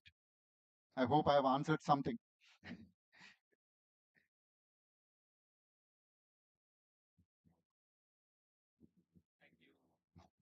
Alexander, hi. So, it's not new that in India we don't have this. We have done earlier events where we have got event certifications on net carbon zero in the events done at Expo Center. I'll tell you briefly, we have to appoint a consultant who advised us on a particular format and got the data from us. And then, based on the data, they gave us certain points and certain points to be bought for the airlines and all. How does it happen in Germany or in your country? Is it that you still have to appoint a consultant and he would give you a format, or the format is already established, and that such pool of consultants are available somewhere? Because I'll tell you, in India, a lot of people are asking me, and that, what is the format, how would the data be required, in what format, and how they can really reach to a net zero certification for a particular event. Can you highlight on this? Yeah. To be honest, a lot of companies in in our initiative, they do use consultants because this is the problem with sustainability. What I see is that we are all pretty new to this topic still. And we are all kind of learning on the job. It's just now sustainability becomes so en vogue that you have courses in universities and so on. So new people come in, and I'm pretty sure in a couple of years we will have like sustainability departments which are run professionally, like marketing departments and so on. So right now the vast majority even of sustainability directors are simply, they put on the job and they simply learn on the job, and this is still a problem, and that's I see this trend around the world. And that's why, unfortunately, you need help from outside on many levels. But it also depends on the structure of your operations, I will say, because as I've mentioned, we designed our own roadmap towards net zero on the JMIC side, and we've done it on our own. Because we're lucky in that sense that our association is not that big. We don't have too many events and so on. So we were able to do it on our own without involving any consulting company. But the bigger you are, the more complex your operations might be, and then it of course comes with a great help. And I know a lot of organizers, a lot of associations, a lot of even venues who work with consulting companies who help them in this regard. Yeah.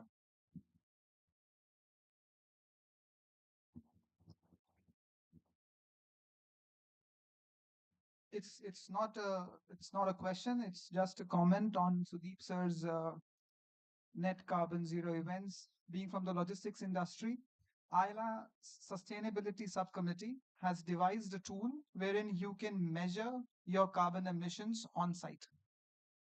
It's an Excel that they've created a tool to measure your carbon emissions in the forklifts you are using and how in the future you can offset them. That's it.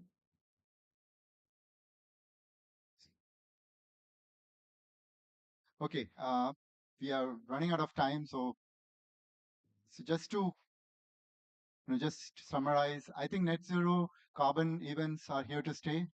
And as an Indian exhibition industry, how we want to go about it, how much time we want to go it, what are the steps that required, we generally need to figure it out. Coming to what Sudeep said, yes, there are events which are carbon net zero. The G20 summit in 2023, I think, was net zero in that sense. But then thing is that percolating down to each and every event which is there? My understanding is no. We are doing many things, but I think it's in fits and starts and not very structured. And we need to figure a way of moving forward as an industry at large. And there are organizations. I know that the Green Building Council of the Indian Green Building Council does quite a lot of work from a sustainability perspective, from material, from energy measurements, etc. They do a lot of work on that, and we are working very closely on some other initiatives with them. So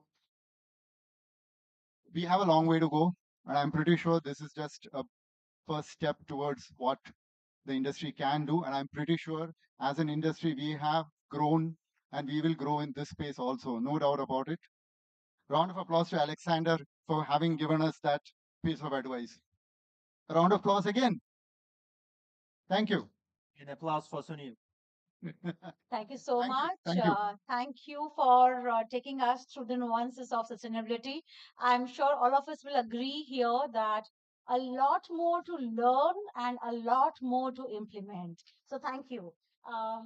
To express our thank you, I'll request Sunil ji to felicitate our speaker.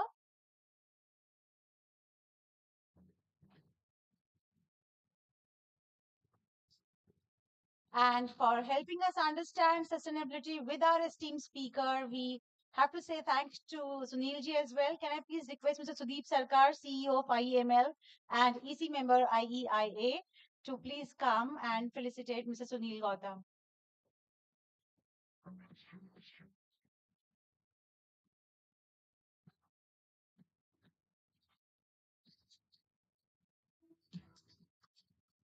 Thank you.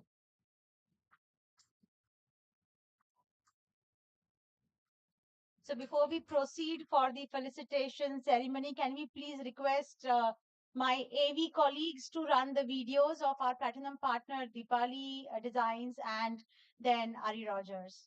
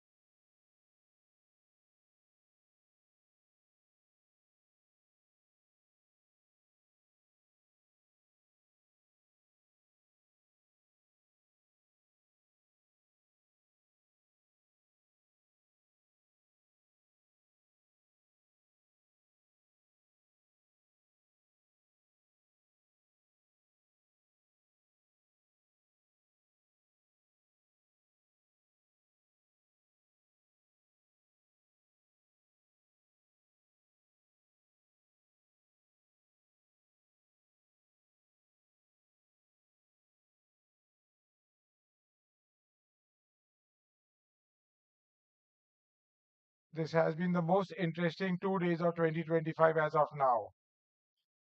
And we conclude today's ceremony to meet again sometimes in the future. And exhibition industry is a very ruthless industry. Some of us will start away, go to a built up after this event. Some people will do some dismantling, and the life goes on and on.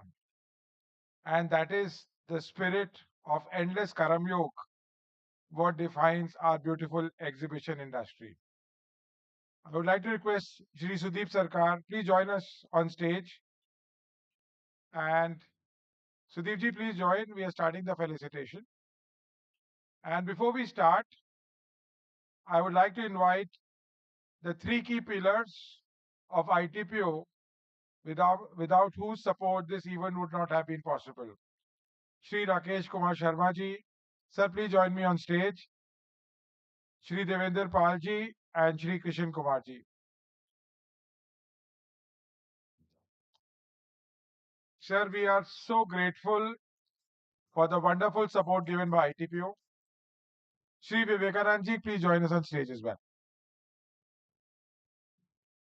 And not to forget, Shri Ramesh ji, please join us on stage as well. And sir, we are so grateful for your brilliant support.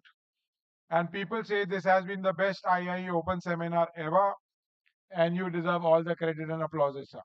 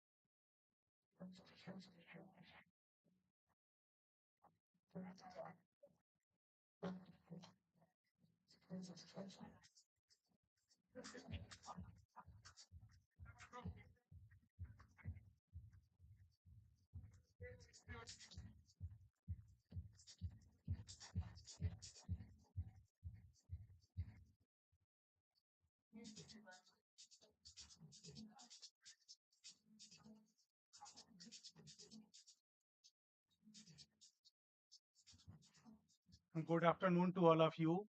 And on behalf of ITPO, from the bottom of my heart, I offer my thanks and gratitude to all of you, all the participants, all the speakers, all the panelists, and our friends from the media, IEIA, everybody who directly or indirectly contributed in organizing the seminar. I am grateful to all of you. Thank you. Thank you.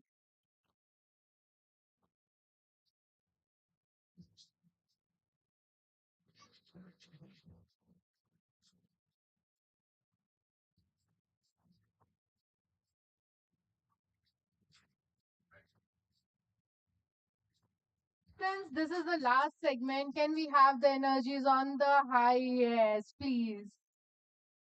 To felicitate our esteemed well-wisher who have been supporting this event since the beginning, I would like to invite Mr. Richard Ireland, President Sekio and CEO Clarion Events Asia.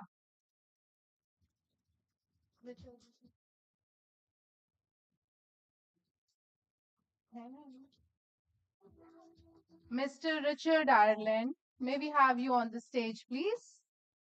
Mhm.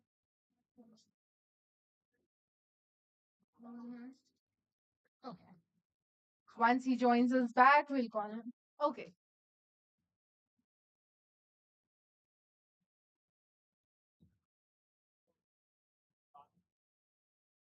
So we have Mr. Richard Ireland to join us.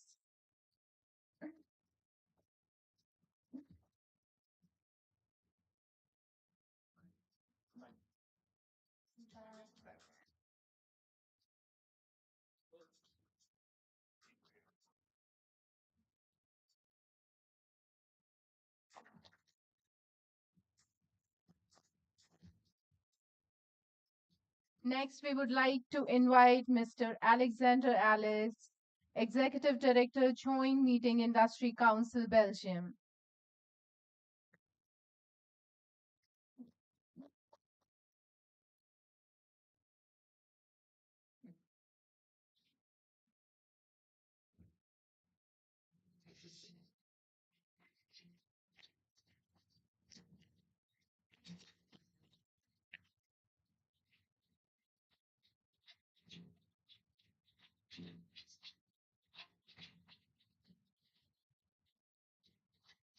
Can we have Mr. Sudhir Dhawanji to join us on the stage?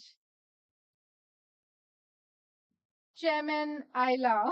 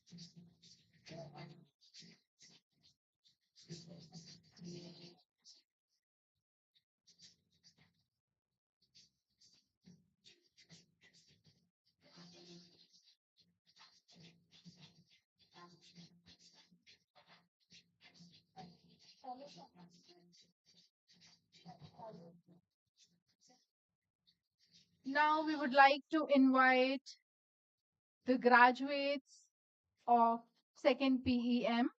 I would request all the graduates of second PEM to join us on the stage, please.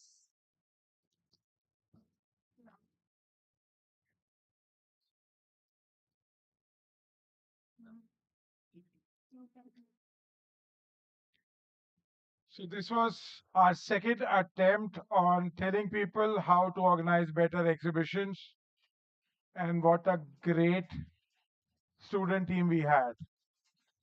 To join them on stage, I would also like to invite Mr. Satyendra Mehra. Satyendra ji, you played a very pivotal role in this. Please join us in felicitating our second graduation batch. Satyendra, please come on stage.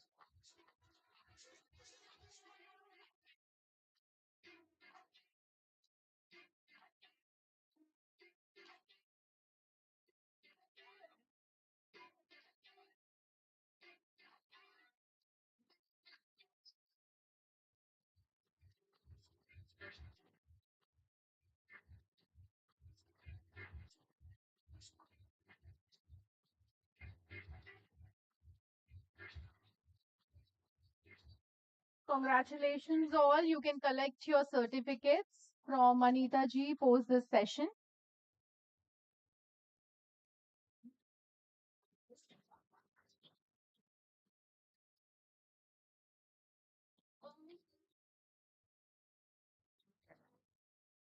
So this is the future of exhibition industry in India, and I can assure you we are going to leave them in very safe hands. A round of applause to our new graduates to whom the future of this industry depends on now. Thank you very much. So now we would like to invite PM faculty. A lot of people made a very stellar role in guiding our students, teaching them to do the right things. A lot of our people are here. We can call them one by one.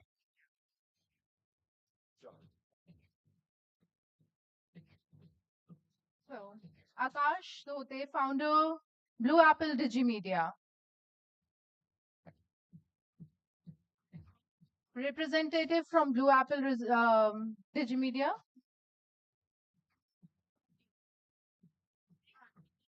Okay. Akash. Yeah.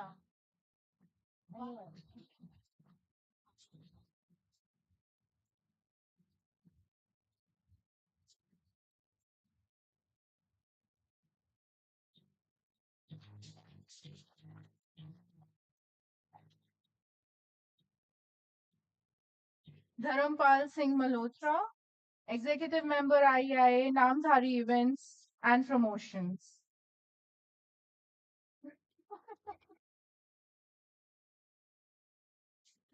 Gaurav Vasani, Director, Principal Officer, Pro Advise Wealth IMF Private Limited. Kaustubh Patil, Active Digital, Head of Corporate Communications. Mukul Apte, Operations Head, Falcon Exhibitions.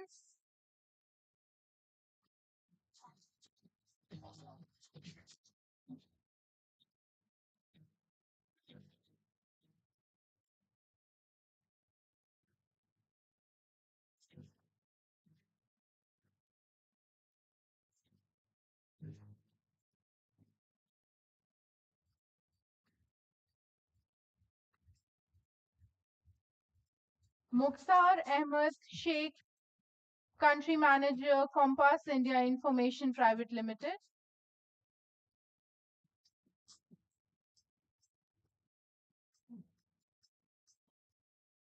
Mr. Navjeet Ganguly, Chief Marketing Officer, Informa Markets in India.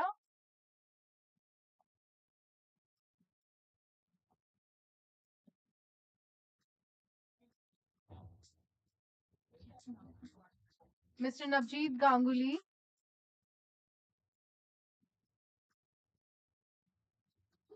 Yeah, he's there. Can we have you on stage, please?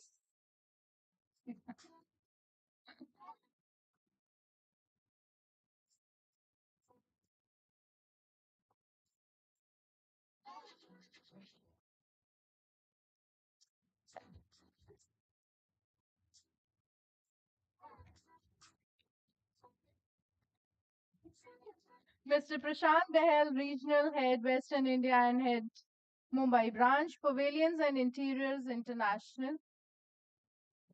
Mr. Prashant Behel.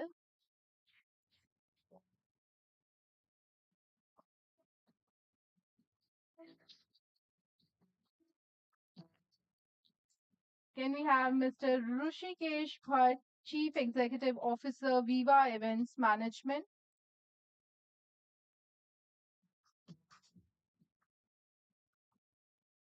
Next, can we have Sachin Handa, Director, SSS Design Tech Private Limited?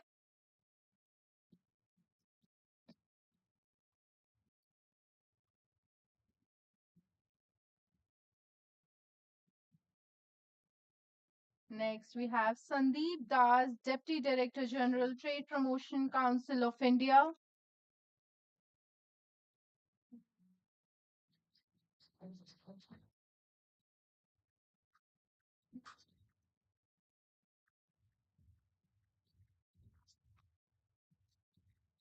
Mr. Satyendra Mehra, Group Director and Member of Management Board, Nuremberg Messe India Private Limited.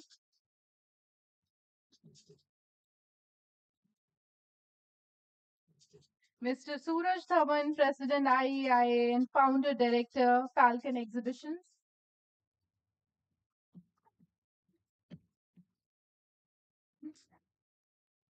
Mr. Sudhir Dhawan, Chief Executive Officer, RE Rogers India.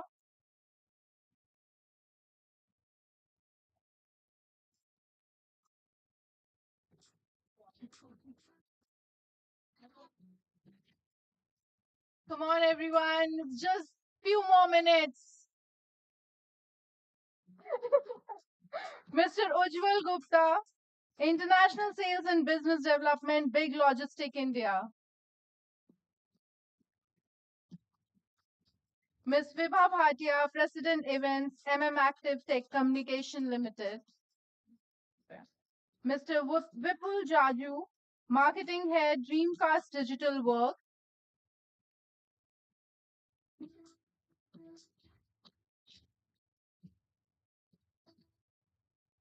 Next, can we have Mr. Yogesh Vyas, Chief Executive Officer, Exhibitor.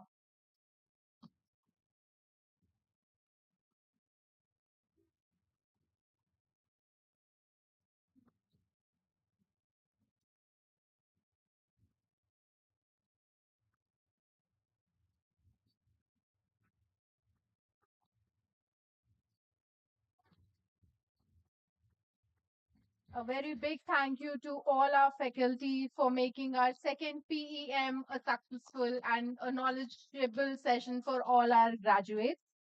Moving forward to felicitate our partners and sponsors, I would like to invite representative from ITPO as our host venue partner.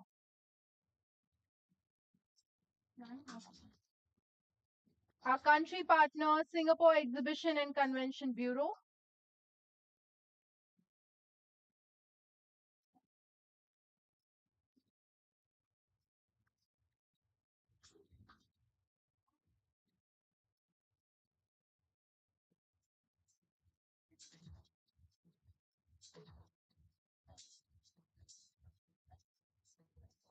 Hmm.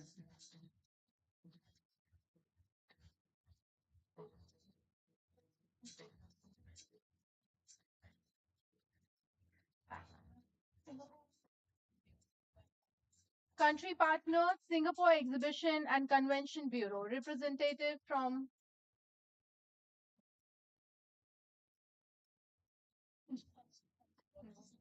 Do we have someone from Singapore Exhibition and Convention Bureau? Mr. Richard Ireland was there. Mr. Richard Ireland. Okay, I think he's there. No worries.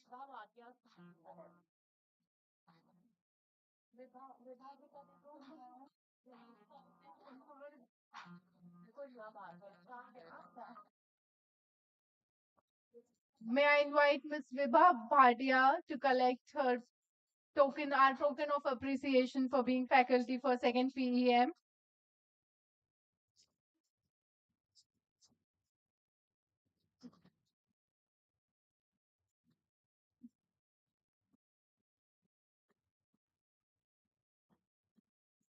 Next category of partners would be platinum partners. May we have representative from RE Rogers, India.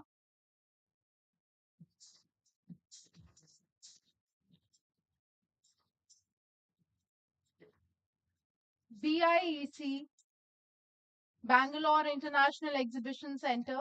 Someone from Bangalore International Exhibition Center.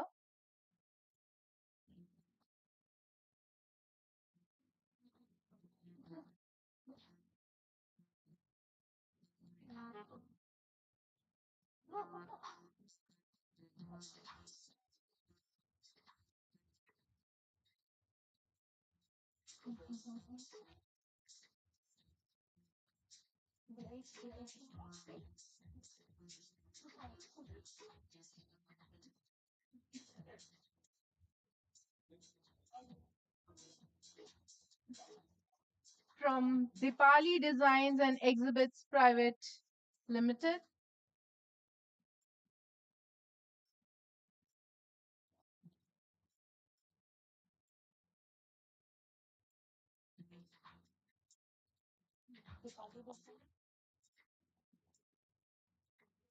Anyone from Dipali Designs and Exhibits? From Messe München India Private Limited?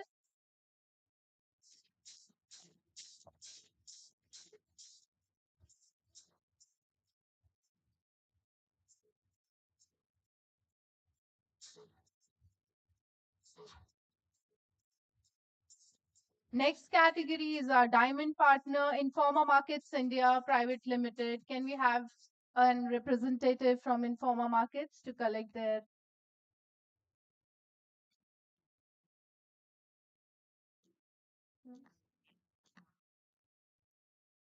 someone from Informa Markets?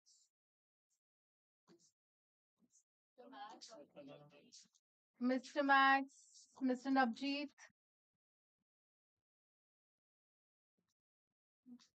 Next category is our gold partners. May I invite someone from Active SciTech Communications Private Limited? We have our diamond partners here from Informa Markets India Private Limited.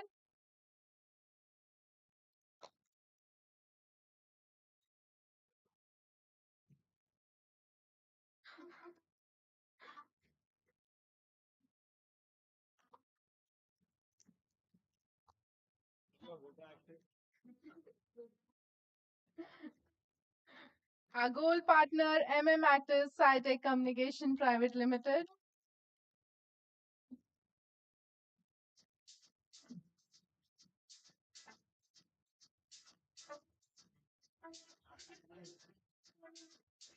Next category is our silver partners. First, I would like to call upon stage someone from Nuremberg Messe India Private Limited.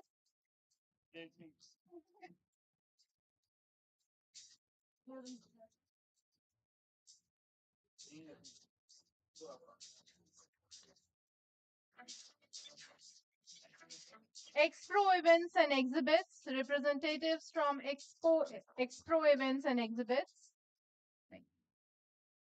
Messe Düsseldorf India Private Limited. Teflas Research and Marketing Communication Private Limited. Representatives from Tefla. From PS Bedi and Co Private Limited. From Meroform India Private Limited.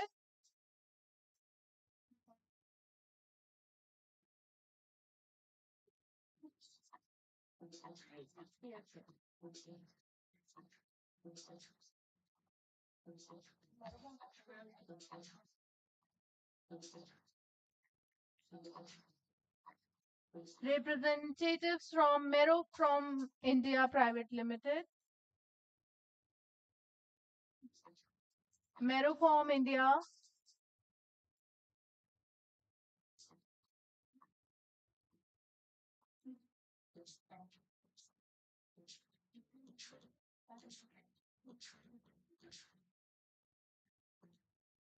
Next category is our bronze partners, High Secure Exhibition Services Private Limited. Representatives from High-Tech.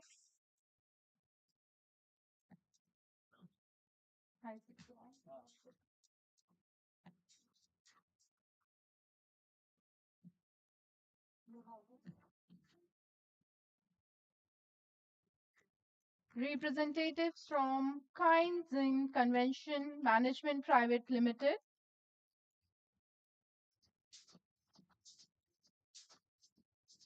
MEX Exhibitions Private Limited.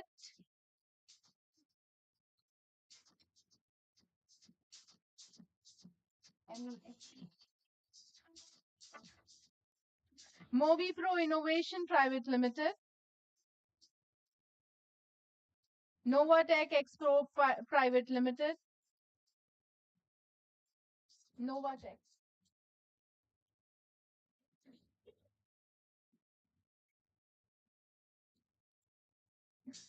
Pavilions and Interiors India Private Limited.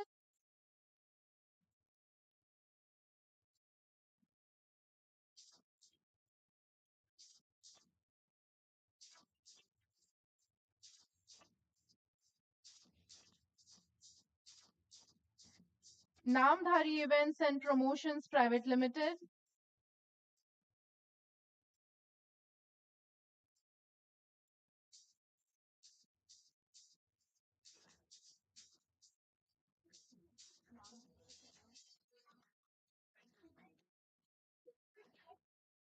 Gautam Arts, our branding partner,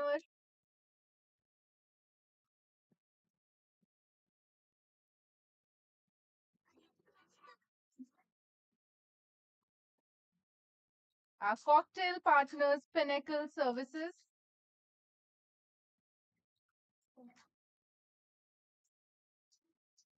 cocktail partner, Pinnacle Services, representatives from Pinnacle,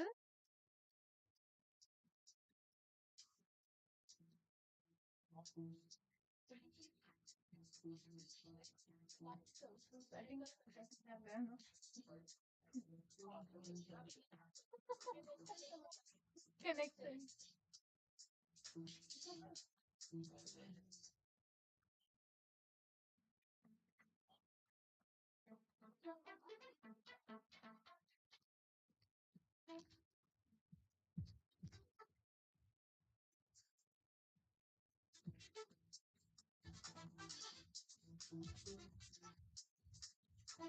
Cocktail partner, Pinnacle Services, registration technology and event app partner, Evenify,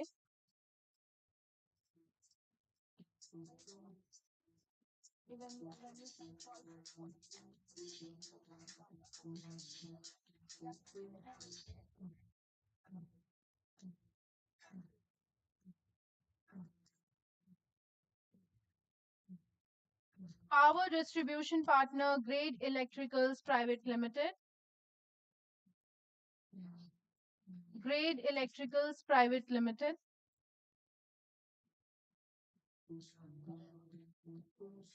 carpet partners, Prince Carpet Enterprises,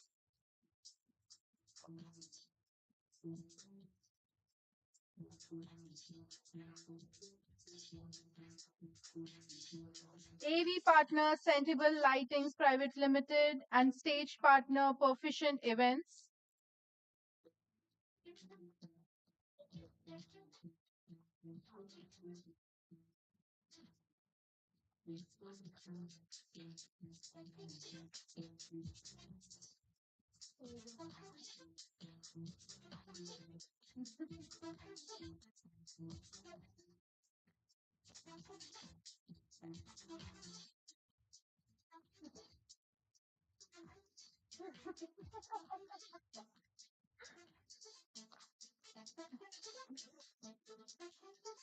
Conference booklet partner, Media Today Private Limited.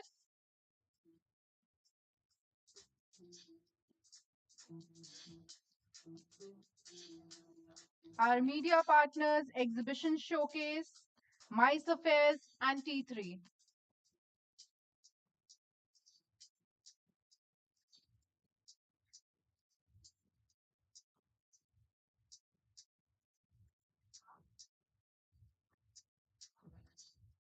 Our media partners, Exhibition Showcase, Mice Affairs, and T3.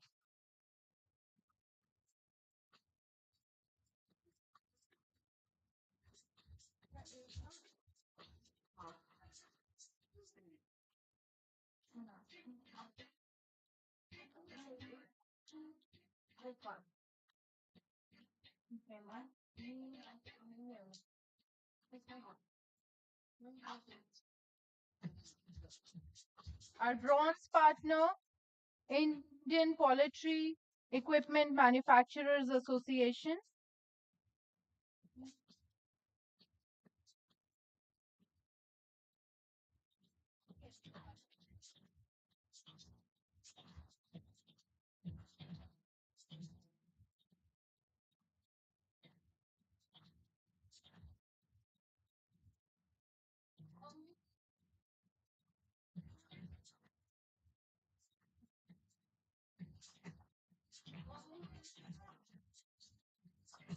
Photography and videography partner, Blue Apple Digimedia.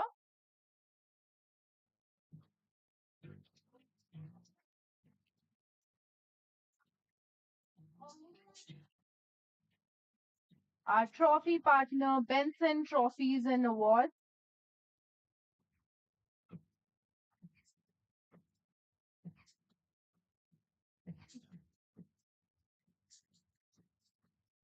Representatives from Benson Trophies and Awards.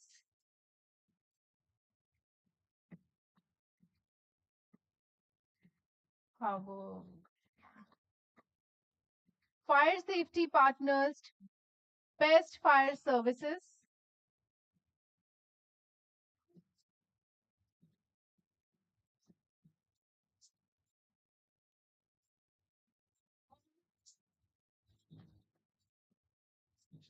Security Service, Brilliant Security Services.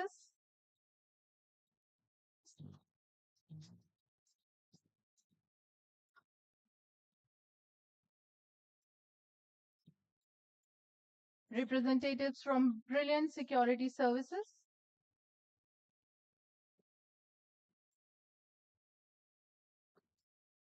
Booth Infrastructure Partner, Dara Projects Private Limited.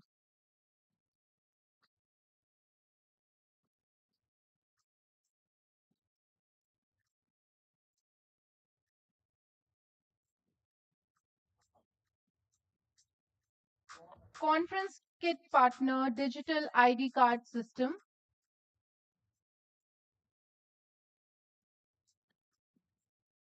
Digital ID Card System. Special Structures Partner, Sardana's Exicon Services.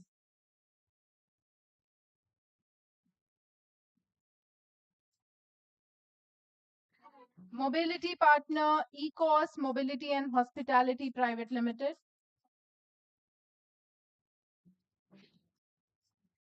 Digital Marketing Partner, Medicare Brand, Media Care Brand Solutions LLP. Media Care. On-site manpower support partner, Code Waves Events and Exhibitions.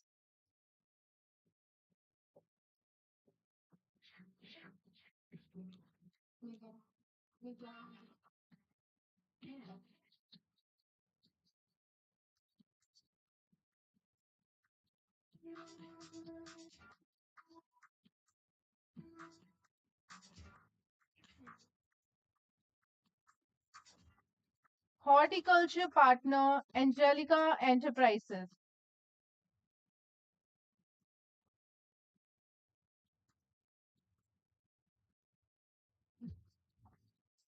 Horticulture partner, Angelica Enterprises.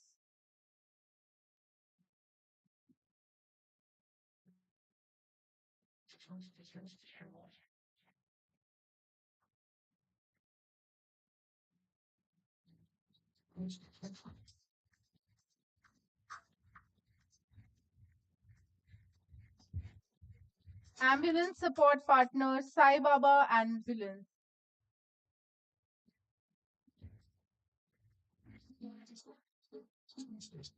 Official media partner, IEIA TV.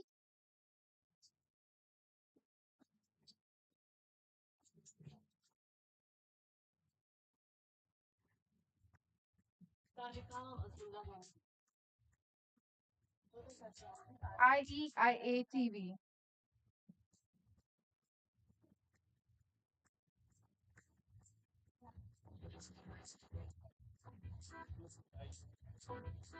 Last but not the least, housekeeping partner, Rajput Services Private Limited.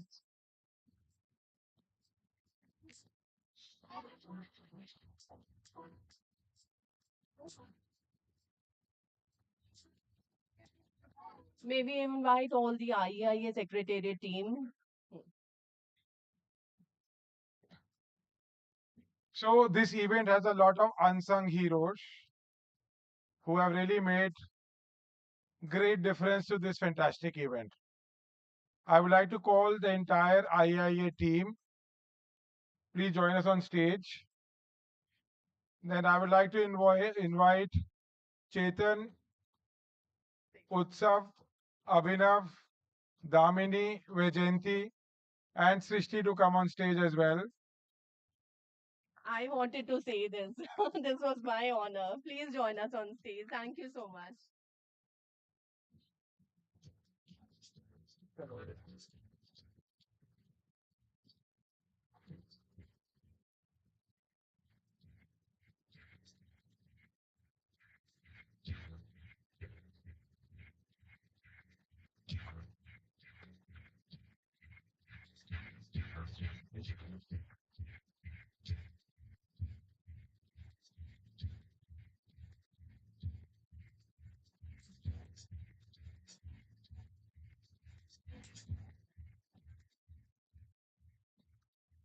We should not forget our brilliant temp staff interns who made all the magic.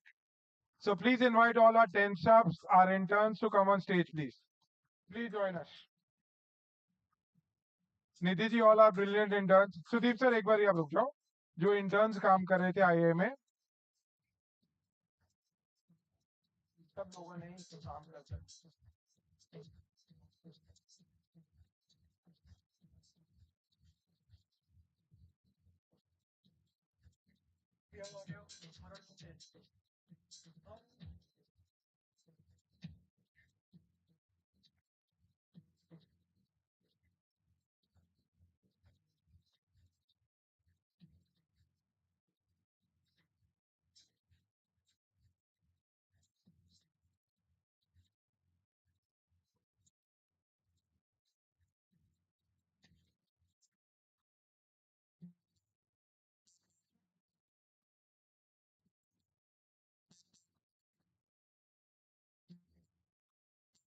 I've got a special felicitation. I call it as Mere Do Anmol Ratan Award. So Deepak from Seasons and Ashutosh from Pinnacle. These two people have done such fantastic F&B, and the entire credit goes to these two people. I'm not calling their management. I'm calling from the real people who have done excellent work.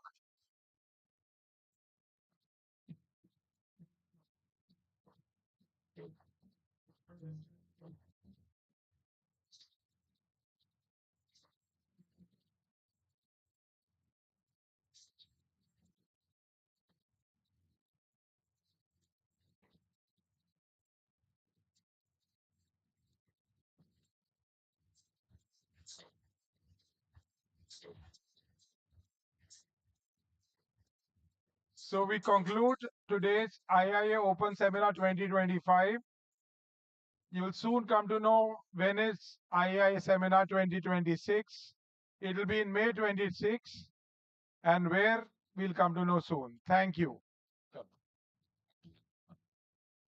Thank you so much for joining us here and making this event really special and successful for everyone. Thank you. And we look forward to your continuing participation, support, and feedback to make IIA the voice of the Indian exhibition industry. Thank you once again.